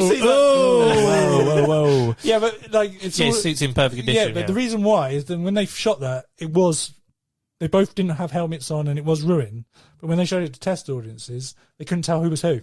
Yeah. So they CGI and put the helmet on him. He's not wearing that, and that's why. It's just to make it. But it's kind of like, well, how come he got a new suit very quick? I still can't believe that the time travel suits are all CGI. Yeah, they were never actually made. Yeah, that's it's insane. Like I think you might tell me that, Russ. And I watched it back and I was like, that's fucking incredible. The only way you can't do Superman. I think there's a certain part which is there, which is literally just around the neckline, and the rest of it is all CG. It's quite hard with like Thor and stuff. You can sort of tell, but like the helmets are obviously CG. But like, I thought the actual suit was real. But it's like. You can't do Superman's mustache, but you can do the fucking... That just shows you what time can do.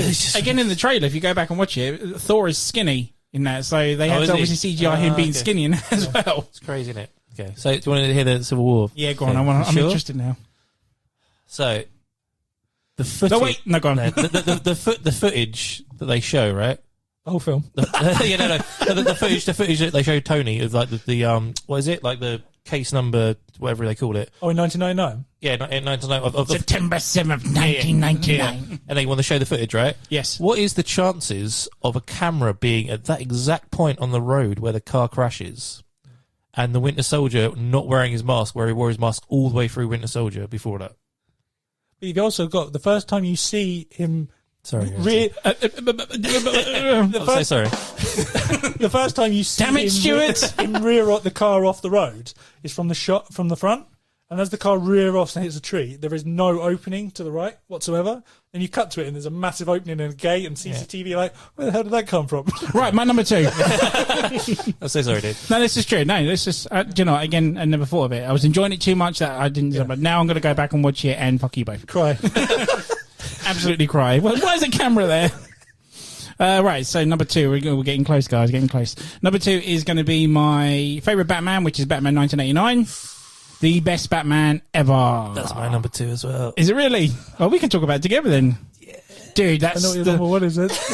Is it really? No. I know my number 1 is, yeah. So no, I mean, I was only 7 when this film came out. I obviously couldn't see it at the cinema, but I never forget that summer that movie came out. Like, everyone was just like, got the toys, got the T-shirt. I had the toys, the sticker albums, and when it came out to, I mean, I was living in London, and we had like a little parade of shops, which had a little video store at the time, and it had one copy of it. I rented that fucker out so many times that nobody else in London saw it. I don't think anyone in my town ever saw it.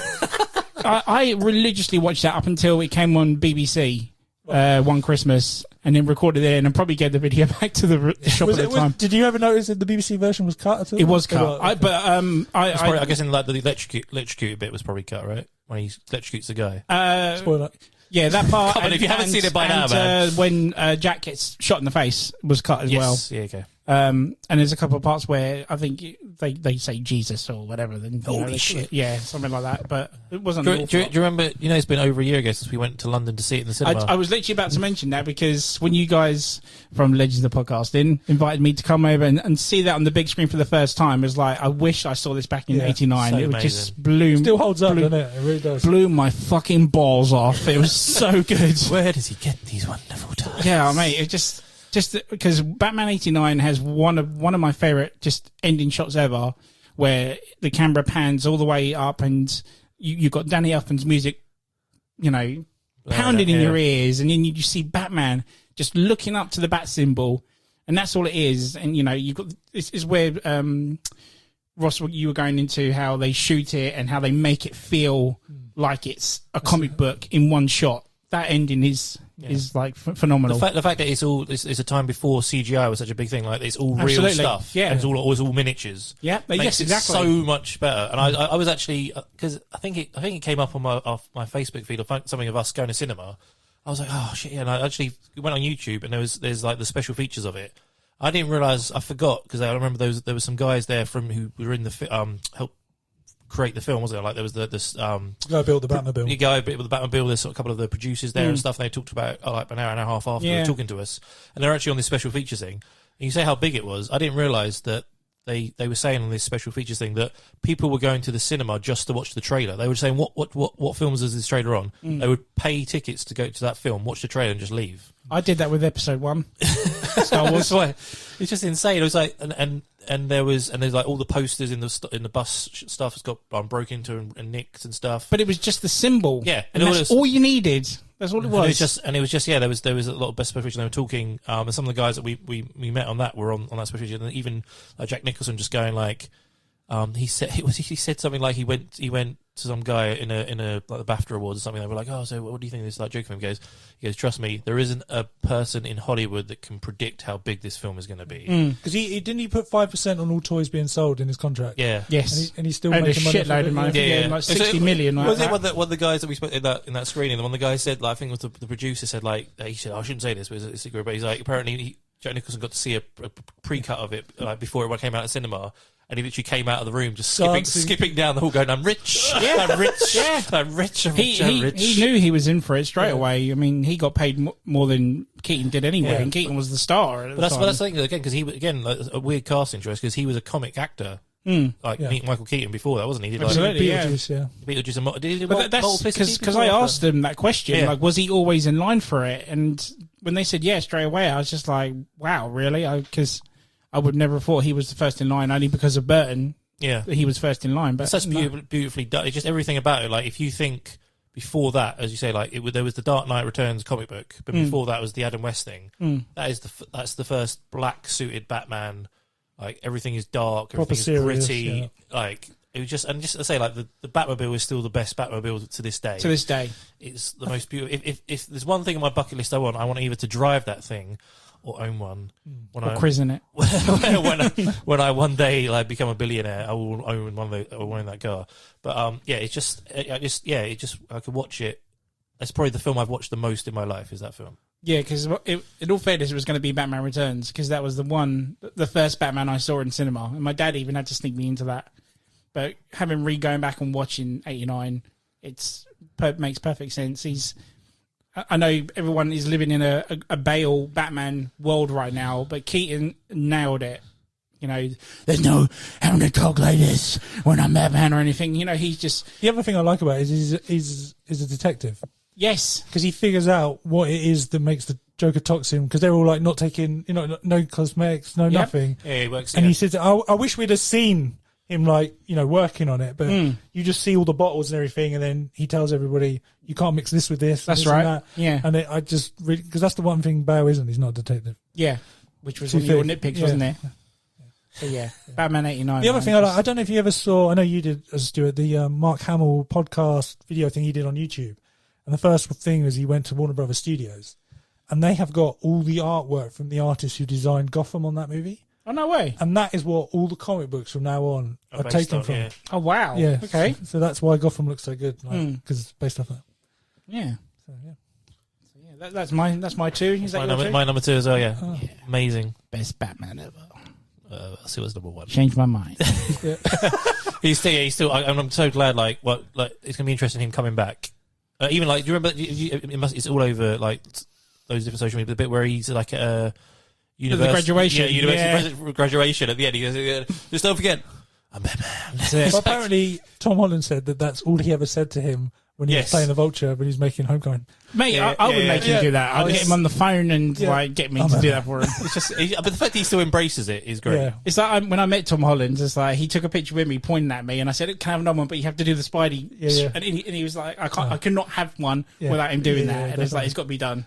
So it's like, if I see Keaton ever, I'll be like, just on the phone, record it. I'm Batman. So Ross, your number two. My number two is Iron Man. First Iron Man movie. Oh wow, okay. Yeah. I absolutely love that movie. I think it's perfection in a comic book movie. Okay. I know you're thinking, well... I honestly didn't see that coming. Yeah. Like, if it wasn't for that movie, the MCU wouldn't have happened. Yeah. So I got big... It had big shoulders to do, and it nailed it for me. But the other thing is, until Infinity War came out, no other movie in the MCU came close to it for me. It was my number one for a long time. Yeah. Infinity War, I think... I don't know. Like you said, origin stories can get very boring, but I just felt it was so different. Batman Begins. Yeah. I think what it was is like when you, like you said, like when you go back to thinking about Iron Man before that movie, he looked like somebody who was Good old shellhead. Yeah, and like he was wearing like I don't know, baked bean tins for his arms. It did though. That's it the was thing. awful. But then like when you see him in that Mark III suit, he just looks so badass. Yeah. And even the bit where he's like wearing the Mark I coming out of the cave and just destroying everybody, and then he flies off. Oh, it's so good, man. And then when you got the twist of his friend, he's the bad guy and he's the one that was manipulating him and got him in the trouble in the first place. Tony Stark built this in a cave. I love that. Well, a box of scraps. Well, the hell, I'm not Tony Stark. Which, funny enough, that character came back, didn't he? Yeah, Far From Home. That's it, Far From Home. Yeah, I thought great. that was a very good little. It was a great way of tying that. Yeah. I quite like that they created Mysterio out of the technology, the Civil War technology as well. Yes, He's actually tied that right back as Civil well. War is better than Endgame, right? I don't care where cameras are placed. But no, well, man. Yeah, I would never have thought that would. And then I think you said Iron Man 1, yeah, Iron Man not 1, 3, just to piss him off. I didn't. no. They only made 2. Yeah. Perfect. I even like. I think. I wish I can't remember the actor who played Rhodey in the first one was. Terrence Howard. Yeah, I wish he had stayed on it. I thought he was much better. I don't. Why did he leave again? Was it money? He wanted more money, and they told him You to imagine stay. he was like, shit, if I just stayed on with the same money, I would be fucking rich, right? Yeah. So, Douchebag. That's what happens when you ask for too much. yeah. But going back. Before we move to number ones, I never realised. I mean, I knew obviously the Shield shows up in number 2, but I never realised that it showed up in 1 ages ago. The Captain America Shield. Did it? Yeah. When did it come up? When he's using the gantry and Pepper Potts is like chatting to him. You go, look, this is a weird. You got me at a bad time. Yeah.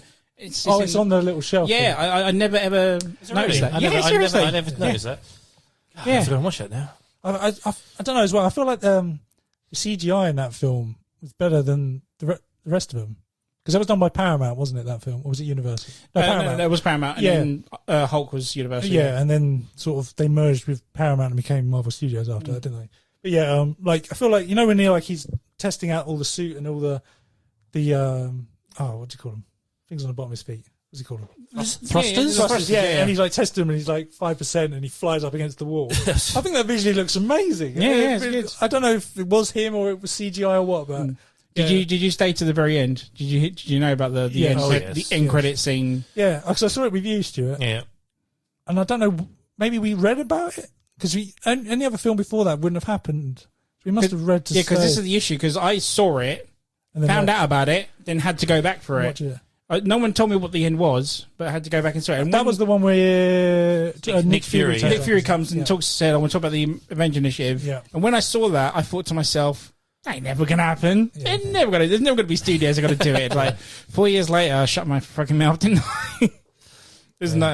I would never thought it would be possible. But then when we started getting Hulk, Iron Man 2, Thor 1, I was like, they're going to do it. Yeah. They're going to get it done. Yeah. But yeah, Tony Stark's not in it. We want Iron Man, but we don't want you. This is it, yeah. So yeah, that's my number 2. Number 2. Are you ready for the final countdown? Number 1? I think pretty much my number 1, Stu knows what it is Avengers Assemble, regardless.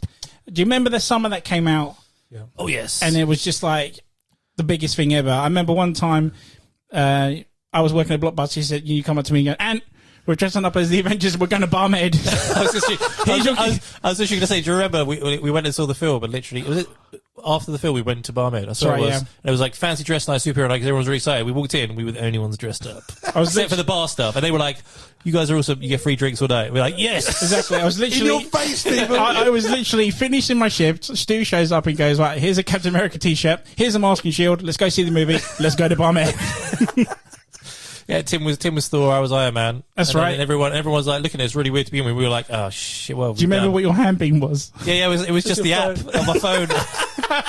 This was low grade costumes. I wasn't going to spend a fortune on them. It was pretty good though. Wasn't cosplaying like we do at Comic Con now. No, so exactly. Cheap. But then by the end of the night, everyone was trying to take our masks and like, it was like, no, get off. Bring your own, motherfucker. Yeah, and then true. And then we were drunk outside playing because the shield. Trying to play frisbee with my shield. The shield was a frisbee because it was a kid's one. It was only the small. It wasn't like the authentic size. Yeah, it was it was a little small It was that frisbee one. man size. Yeah, it was plate And size. we were piss playing frisbee down the streets of Yeah. But that wasn't the reason why I liked the movie. that was just a bonus. No, that was just the sum of that film is like the hype was, not as big as Endgame, obviously, but it was hype It was the real. first time they all came together, right? Yeah, It was and a big moment.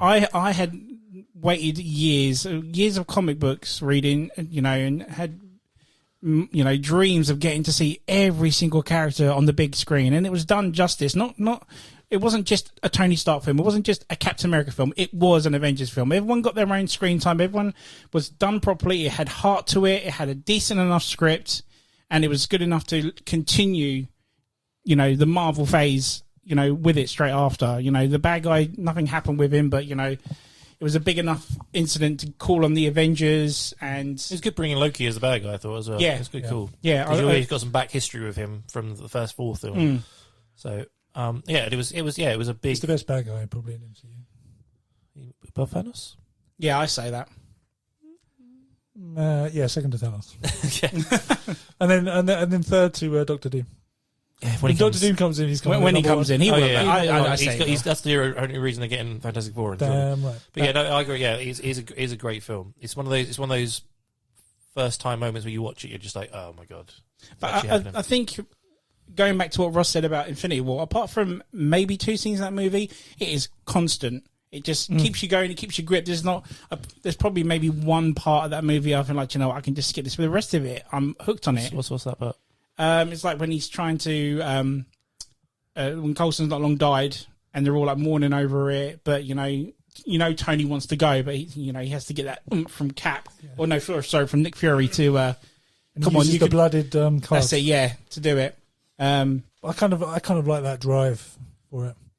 The only thing I would change, if I could, is that I would CGI Cap's suit and make it look like the one from Age of Ultron. Yeah. That's the only thing I would change, but everything else is amazing. It's pretty cool. I even like the way that it wasn't just we put together, we're a team. It was very much like chalk and cheese being forced together, like this team's not going to work. Yeah. And it was one thing that pushed them together. I did enjoy that quite a lot, especially Cap and Tony. I was thinking when the movie came out, I was thinking, oh, they're going to be best friends straight away, because Howard was like Cap's a really good friend, and like Tony was like was told he was such a great guy. And the fact it was just like there was loads of moments of like, that's the guy my dad went on about. He's a fucking dickhead kind of thing. And even the moment I really enjoyed the moment between Bruce Banner and Tony Stark as well in the lab. I was about to say that, and he keeps trying to make him turn into a Hulk. This is brilliant. Stop it? But even the bit You've really got it under control. yeah. But like, even the bit before that was like when he's talking about it, going like, and when it kicks off, we'll see you there. He goes, no, I can't be in a fight. I'll hurt people. And he goes, and he's sort of like, you need to believe in yourself. They sort of pep talk each other. Yes. It's sort of very cool. Tony Stark has some great lines in that as well. Yeah. Also, the action is phenomenal. Yeah, That whole fight. Yes. The fight in the forest I really enjoy. Oh yes. The bit where the callback even to the Endgame as well, where they fire up his suit and blast the thing. Yeah. The bit where When he Thor charges, and Iron Man are going at it, and then Captain America sort of jumps in at the end. That's really, really cool. Yeah, I also, I don't know if you guys ever noticed it, but I really love the fear element to Hulk. Like, when he outrages in front of not Scarlett Johansson, what's her name? Natasha.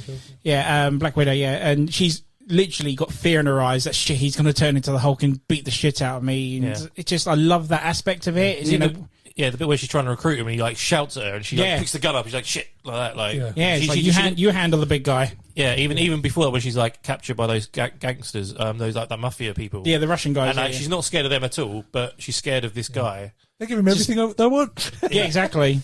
And then she's like, stand down, and everyone's outside. Like, Yeah. But and I quite like the way that Mark Ruffalo played the whole Bruce Banner as well. The way he wouldn't say his name. Yes. Stuff as well, like he was like, it was another person that I'm not going to try and help. And the fact that they sort of do this whole thing of like he tried to kill himself, but that doesn't work. Yeah. The other guy spit it out. Yeah. He's like, he always says the other guy, so he had to accept it. And he's like, he doesn't want to be in a fight, but sometimes he has to. And that's why I quite like the ending when he shows up and he's just like, okay, I know I've got to do this. And the Hulk does actually help. But then in Age of Ultron, when his worst nightmare comes true, where she turns him in, Scarlet Witch, like does her thing and turns him into like an evil Hulk, and he destroys that city, and he's just like, that's the biggest fear I had. Now that's come true. It's like, it's that's a damn good scene as well. Yeah. Go to sleep, go to sleep, go to sleep. Yeah. In the back. God damn it, Bruce. Yeah. There was going to be something else I was going to say about that film. I remember now. It'll come back to me. The bit where they all come together as well. It's really cool. Yes. Yeah. And they actually put. That was it. When Cap tells him to Hulk smash. Yeah. Dude, when I first saw that film, so much jizz came out. I was like, oh my god, this is so fucking It's cool. the perfect line, right? Yeah. Perfect. It's just the way as well. After obviously Cap and Iron Man are kicking off each other quite a lot of that film, and then when they go together, Iron Man's like, "Call it, Captain," because he's like, Yeah. you know You're the what you're leader. doing. Yeah. You know what you're doing. Like because You're a soldier. Yeah. You're the captain. exactly. Like, I can fly around and shoot shit, but I don't know what. Exactly. The lead guy has stepped aside for Yeah. the actual professional to tell me what to do. because it was very much. It was very much the first 2/3 of the film was very much an Iron Man film, which is not a problem. I don't have a problem. It's really good, but it's sort of the fact he steps aside and goes right.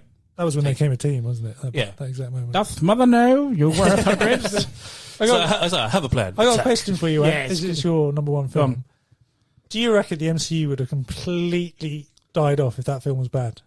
Do you reckon they would have tried to keep going? I don't think Iron Man 3 would have happened.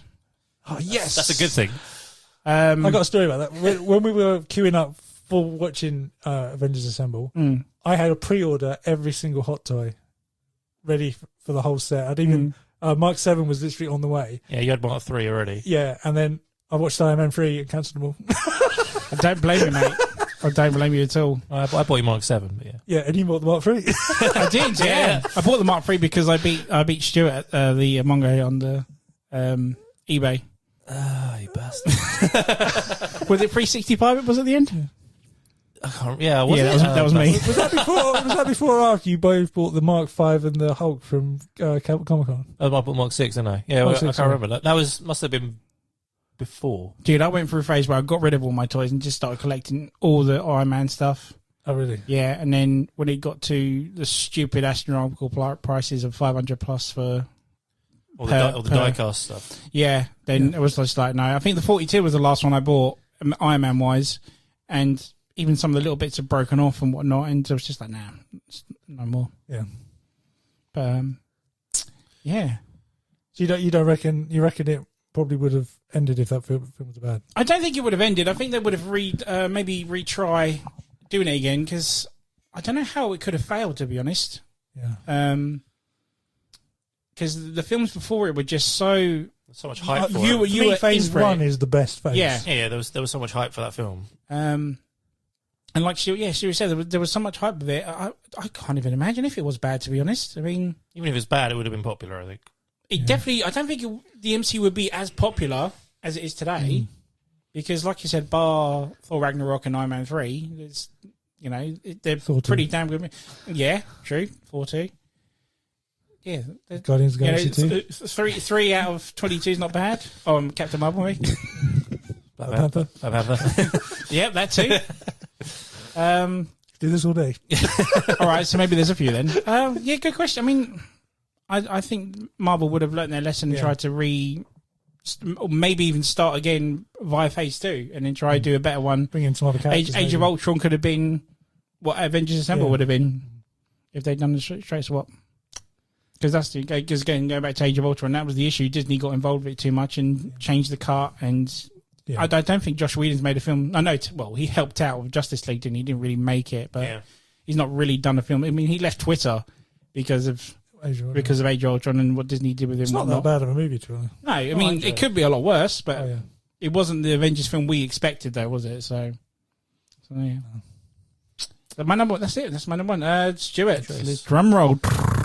It's going to be anticlimax. It's Batman Returns. Oh, wow. I flipped it. I mentioned it as well. I should put a bet on that. I could have guaranteed it. Yeah. Seriously? Flipped it. Yeah. It's always been a favourite of mine. About my jokes. I know Ross doesn't even like the film, so it makes it even better. But yeah, no. Interesting. Yeah, we'll talk about that in a minute. But yeah, no, I like to say, I love, obviously the 89 is my second favourite. There's something about Returns that as a child, I watched that one more than the 89 film, probably. Yeah. It's, I can't even explain it to you. I just love... Because it's probably got more characters in it as well. Yeah, I mean, I just love the sort of upgrade to the suit, because the suit in 89 was a bit, like, it didn't fit around the face properly. It looked cool, but like, the They had to properly light it though to make it look good. Returns one just looked better. They did more with the Batmobile in it, which was really cool. And I just love this sort of story of. I love the Michelle Pfeiffer slaying the car was amazing. Still the best Catwoman today. Yeah, that Danny DeVito is the Penguin, even though he's got nothing to do with the comic book. Is amazing. And it's just a world like I know that the Warner Brothers and stuff thought Tim Burton went a bit too far with it, but I just thought it was great. It just looked visually amazing. Yes, definitely. Like the clown, the Red Triangle gang, and like the guys with the clown mask and stuff. I mean, the only thing you look back at now is like, when he was trying to fight them, it was a bit, but they were really limited with what they could do with the suit. So you can't do like a Ben Affleck style big fight scene in a warehouse. He was there was a bit moment where as he's fighting a couple of guys, he actually ducks down and turns round. And then stands up again to punch someone and stuff like that. It's just like the fighting's not great, but like the actual story and the way they sort of turn Batman into a bad guy. Yes, they frame him, don't they? They set him up. They frame him. So they just city like a hardware from that. It doesn't make any sense for the CD.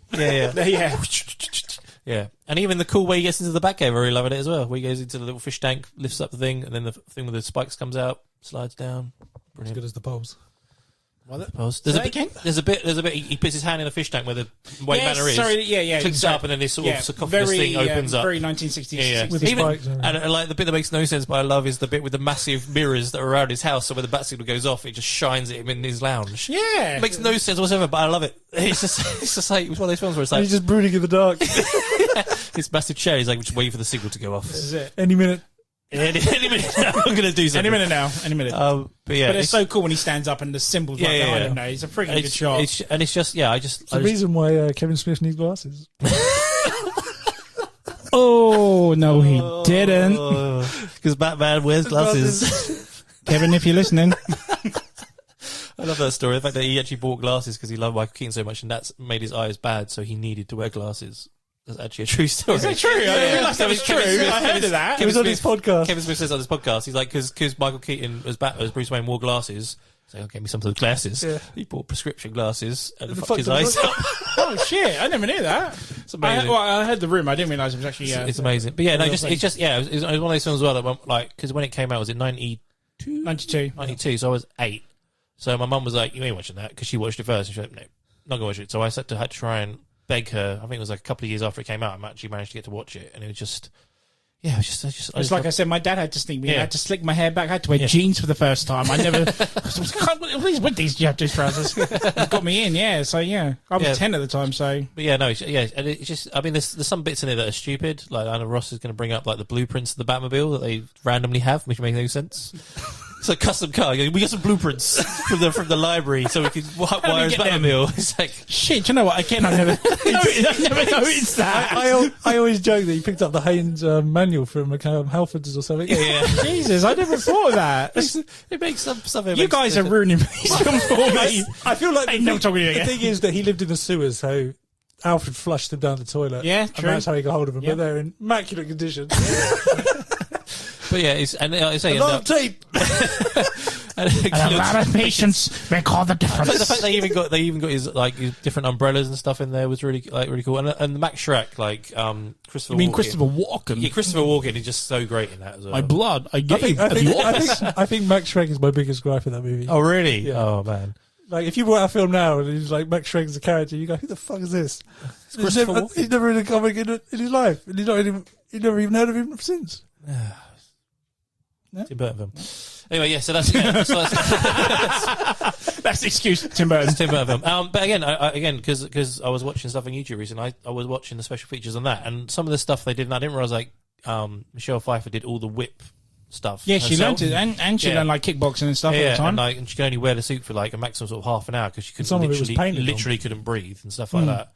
And Dan DeVito was in character the whole time on set and all this kind of stuff. I had the stitches in the suit weren't actually meant to be there, but it was how she took the suit off. Yeah, and apparently it looked really good to put it back on. Yeah, it kept ripping every time. So I just love everything about it, and it's sort of similar the way to the way the first one ends, or the way it pans up, and it's got Catwoman. It's because you think she's died. She pops up at the end, and the bat signal pops up there as well. I think it's just great. Should have been a bit lower. Also, the big explosion in that film when she does the somersaults and lands. It goes meow, and then boom. Yeah.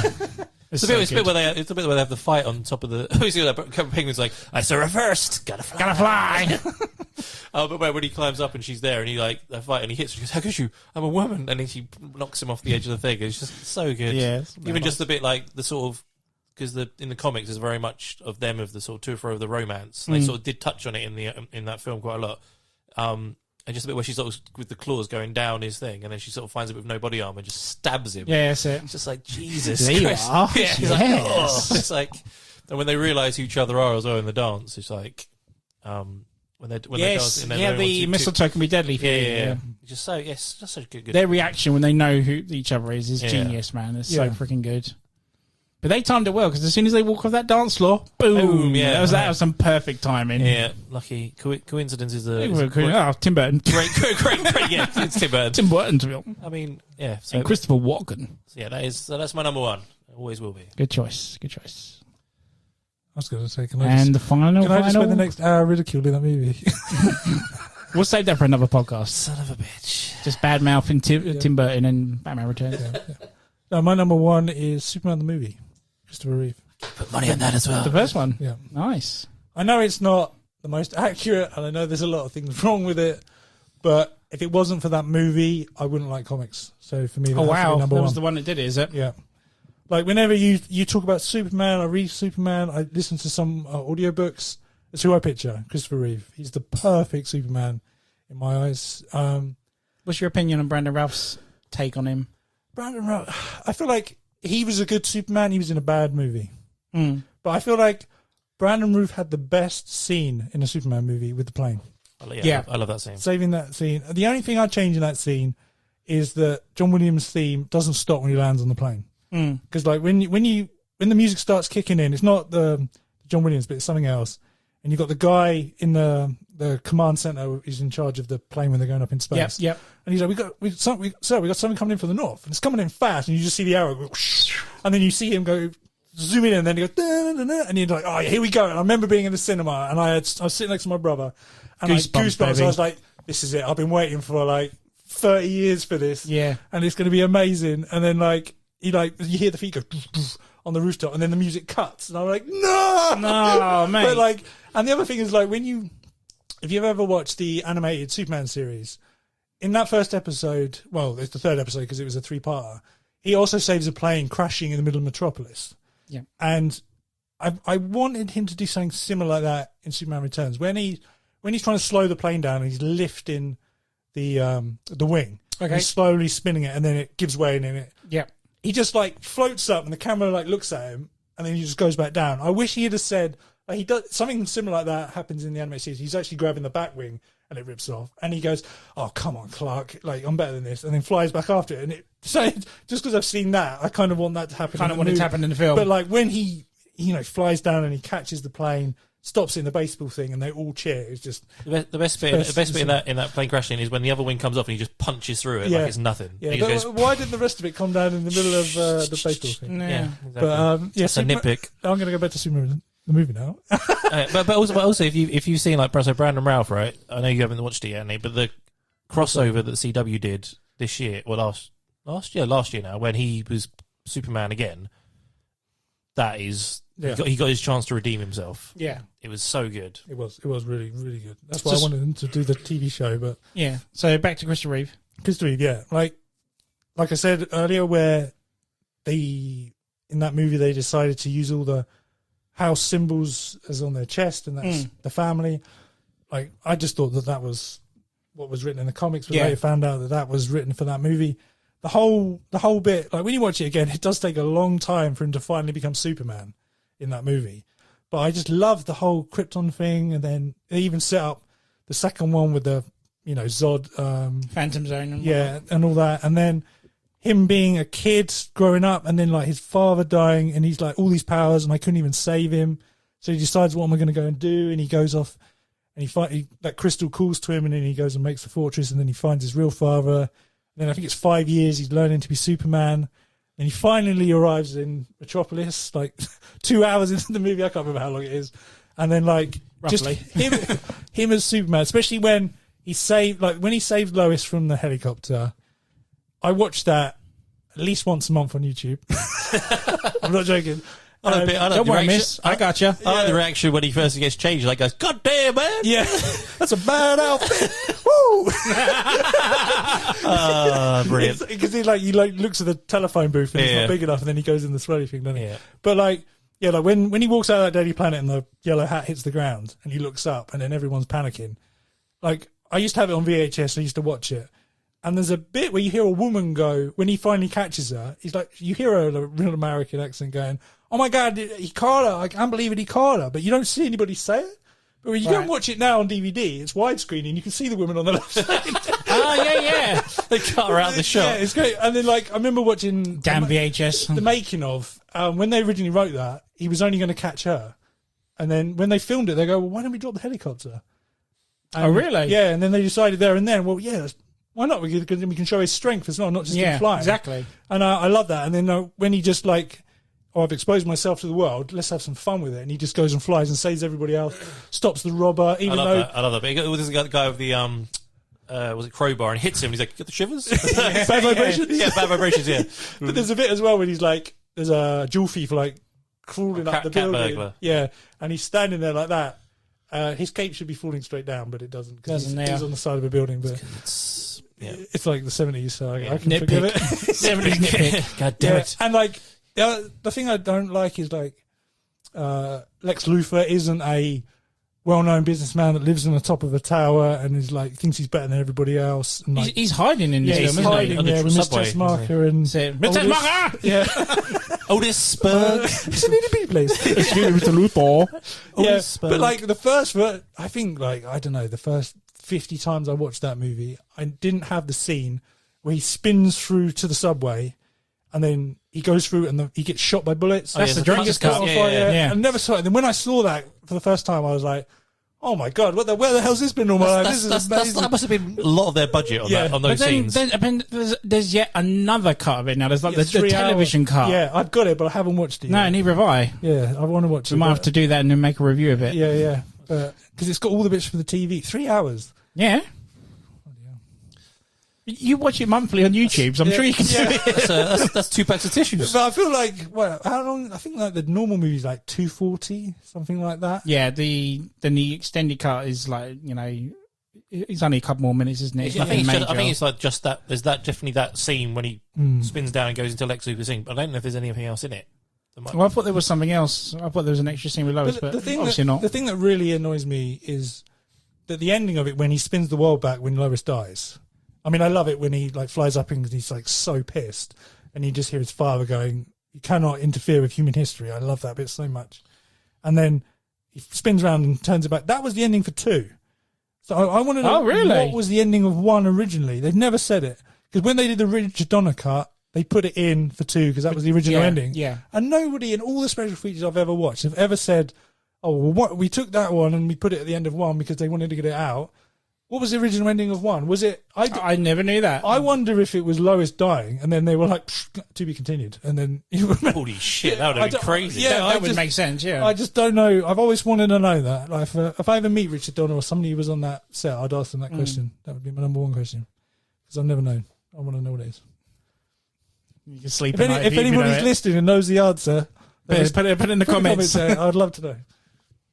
Yeah. That's super. That's it. Number one. All our number one's done. So one more question before we go, guys. Is there anything you're looking forward to? Any movies or comics you're looking forward to?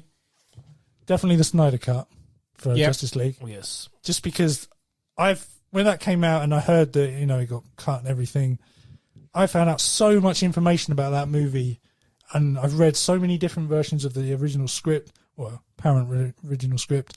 I've seen quite a few behind the scenes shots of like Cyborg like on a rooftop learning to fly for the first time. I've seen where Irish West gets thrown through a cafe window and then she gets smashed into... No, he comes through the window with his finger and splashes it while she's in the middle of a car crash and she's flying over and he's going to save her. And it's like... And then in the trailer you saw Victor sort of walking around in his American football shirt or jersey, and then you see a flashback of him, actually being a footballer before he got injured. Yeah. I want to know that stuff. I want that stuff. Even if it's a bad movie, I just want to see it so that I've seen it. Do you know what I mean? You're not worried they're going to do cash in on the Snyder cut and it ends up being like a Suicide Squad cut where it's just one scene. I doubt it. If it's going to take, how pissed off would you be there, right? I would be pissed, but I feel like it can't be because like the thing is that every shot of Superman in the one we've seen is all brand new footage. Yes, Josh Whedon shot. So everything, because that's like you can just tell by the moustache that it's fake. That bit's been redone. So I just want to see what Henry originally did. Yeah, you know, because when they just dig him up and then like bring him back to life, I was kind of like, what the hell are you doing digging up Superman? I want it done better than that. So I'm hoping that that's different. Okay. But I feel like the fight scene around that like waterfront was probably the original because his lip looks really good in that. In the memorial bit. Yeah, so I feel like that probably is in the film. Okay. It might end up and do things a little bit differently. I heard that it was Lex Luthor digging him up and bringing him back as an evil Superman. And he has the black suit in it.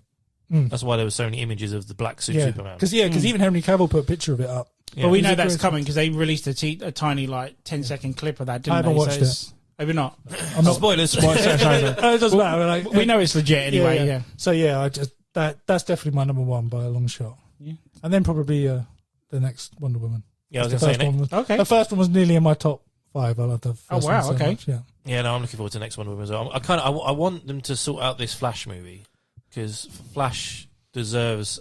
I don't know if it's going to be Ezra Miller or not. I wasn't a massive fan of him. Yeah, he was probably the weakest person in Justice League. The Flashpoint story, is one of my favourite comic book stories. And if they could get Dean, what's his name, the guy who plays comedian, he was Thomas Wayne in BVS. Oh, Dean Morgan. Dean Morgan. Yeah. If they could get him as Thomas Wayne being this killing Batman, and then have Gal Gadot. I feel like that's why they cast him in BVS. Yeah, that's what I thought, right? And then have Gal Gadot and Jason Momoa as fighting each other and kill half Mirror and chop her head off. Yeah, and half the world's underwater. All that stuff that happens in that story. Johnny Depp will love that film. Kill my wife, excellent. Do it again. But I'd love that film to be a thing. If they could do that, that'd be great. If they get the ending of that comic and the animated movie right, where Flash hands Bruce the letter, with his father's handwriting, I cry every time in that animated movie. Oh, goddamn, fighting the heart. Oh, man. You used to read I've just been reading the Batman Rebirth comics. I've been playing catch up, and Thomas Wayne's back in that, but he's not a nice guy at all. In that, so yeah, I'm looking forward to that. I really wanted them to do a Batman Beyond Michael Keaton movie. If they ever did that, would be amazing. MCU wise, I'm not really Blade. I'm sort of looking forward to see if they do anything with that. What about Black Widow? Black Widow movie looks pretty cool. But again, that should have been done before Endgame came out. Yeah, exactly. It's kind of one of those ones where she's dead. What's the point of watching it? Yeah, but the sisters blatantly become the new Black Widow. The only thing I'm intrigued about is Taskmaster's in it, and he's a great bad guy. It's not. It's going to be a woman. It's going to be a woman. Okay, he's a great bad woman. Yeah, he's a great bad woman. Let's put the bets in now. Okay, he's a great bad woman. We watched the trailer. We reacted to the trailer. You can see it on YouTube. If it's a woman, you can come back for another episode. Okay, that's the bet. Yeah. Sweet. I guarantee it's a woman. So we did react to it on our YouTube channel if you guys want to watch it. But you did say that.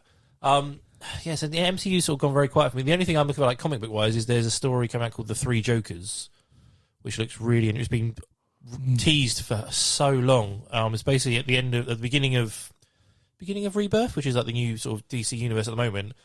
Batman sits in the Morbius chair and he asks the question of who is the Joker. And it gives him 3 answers. And it turns out there's been 3 Jokers all along. And there's this whole comic book series going to come out. I think it's next month. Yeah. Of these 3 Jokers that Batman has to try and. Wow, that sounds pretty friggin' awesome. That is one of the best ideas in the world. Because he beats the shit out of one, and he thinks, I don't have to deal with him. And then all of a sudden he turns up, and you're like, what the hell? Yeah. And it's 3 of them working the whole time. The only thing that's weird is he's the greatest detective and he hasn't noticed. That's a bit weird. But I'm really intrigued about how they can tell that story. You could say that, the first one needed a backup, and he threw 2 other people. Okay, I don't know. I have no idea. Acid and they must look different. There's been loads of fan art of having Cesar Romero, Jack Nicholson, and Heath Ledger standing next to each other and stuff. Oh, babe, that'd be amazing. There's the Killing Joker. Who's the other? There's 2 others as well. There's loads of artwork of images that people have done for it of these 3 Jokers. Oh, the Death and Family one or anything. Yeah, something. Yeah, that sort of era of Joker. It's the sort of different eras of Joker and stuff. So I'm really looking forward to reading that. And the Crowbar. The crowbar. And then they've obviously brought out the Batman the animated series. Paul Dini's brought out this 6 mini issue called The Adventure Continues, which is the sort of gap between Batman animated series and the New Adventures of Batman when they redrew everything. Yeah. So there's a sort of 6-up mini arc, which I've read issue 1. I think it's up to issue 4 at the moment. It's come out. And then they're doing a side story in that of how Dick Grayson became Nightwing as well in the animated series. Oh, sweet. So that's coming out as well. So I'm looking forward to reading them. Nice. The only thing I think I'm looking forward to, I'm more intrigued by, is the Robert Pattinson Batman. It's we'll see what it is, give it a chance, isn't it? And then go from there, as long as Joaquin Phoenix doesn't pop up as Joker. If they make him a proper detective, I'm going to be right behind it. Yeah. Because it's the one, he was first in Detective Comics. He's called the Detective by most people. And it's like, he's never a bloody detective. I mean, we had him in BVS where he was trying to find the White Portuguese, which is awesome. That was cool. And he was like bugging Lex's mansion when he got invited. Yeah. And that's and then he's like, he drops in and you see him take the kryptonite from his lab. And it's like, yes, I want more of that. I want Detective Bat. I want him. It's like one of my favorite things from the animated series is literally when he breaks into somewhere. He has his cape over his shoulders so you can't see his badge. And it's like just a black silhouette of a guy. And he's just got a torch. And he's just looking through files and doing. That's my favourite part of Batman. I love that. And I've never seen it. And it's like Batman or Bruce Wayne. Do you prefer? Why are they the same person? No. Do you prefer Bruce Wayne being more the detective or Batman? Oh, Batman being the detective. Yeah, Bruce Wayne. I just like him being like the sort of playboy guy that just plays it out, tends not to be involved. Or so in this new movie, if he's more detective as Bruce Wayne, would you still be on board it? That's all we got time for this week. I suppose to be continued. If the situation of like him, like a bit like when he he goes to Lex's party just to bug the thing. Yeah. If that works for him, like I need, I've got a relationship with that guy. I can get into that office. I can do it. And then 100%. But definitely, I would prefer it to be Batman side of it. Yeah. You know what I want them to do that they haven't done is bring Matches Malone.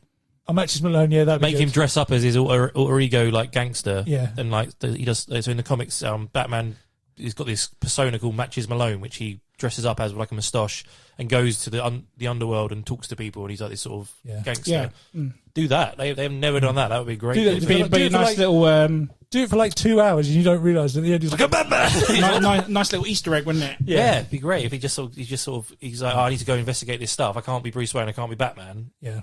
Be definitely. Matches Malone. Yeah. Well, I think that's pretty much it, really. Yeah. So it's been fun, man. Thank you very much. Just want to say thank you so much for being on the show, guys. It's been really good to hear your side of it and to talk about stuff you love, really, and some good top fives there as well. Do you guys want to just talk about your podcast quickly? Yeah, great. So if you guys want to come and follow us on YouTube, Legends of Podcasting, and also anywhere like Anchor and Stitcher and iTunes for our podcast, come and follow us. And similar to this, we just talk about all things superhero related. So look forward to seeing you guys. Yeah, and also you can catch the M.T.V.B podcast on Facebook at the M.T.V.B podcast or Instagram at M.T.V.B podcast. So this is the M.T.V.B podcast, and this is the Ant-Man signing off. Thank you, guys. Goodbye.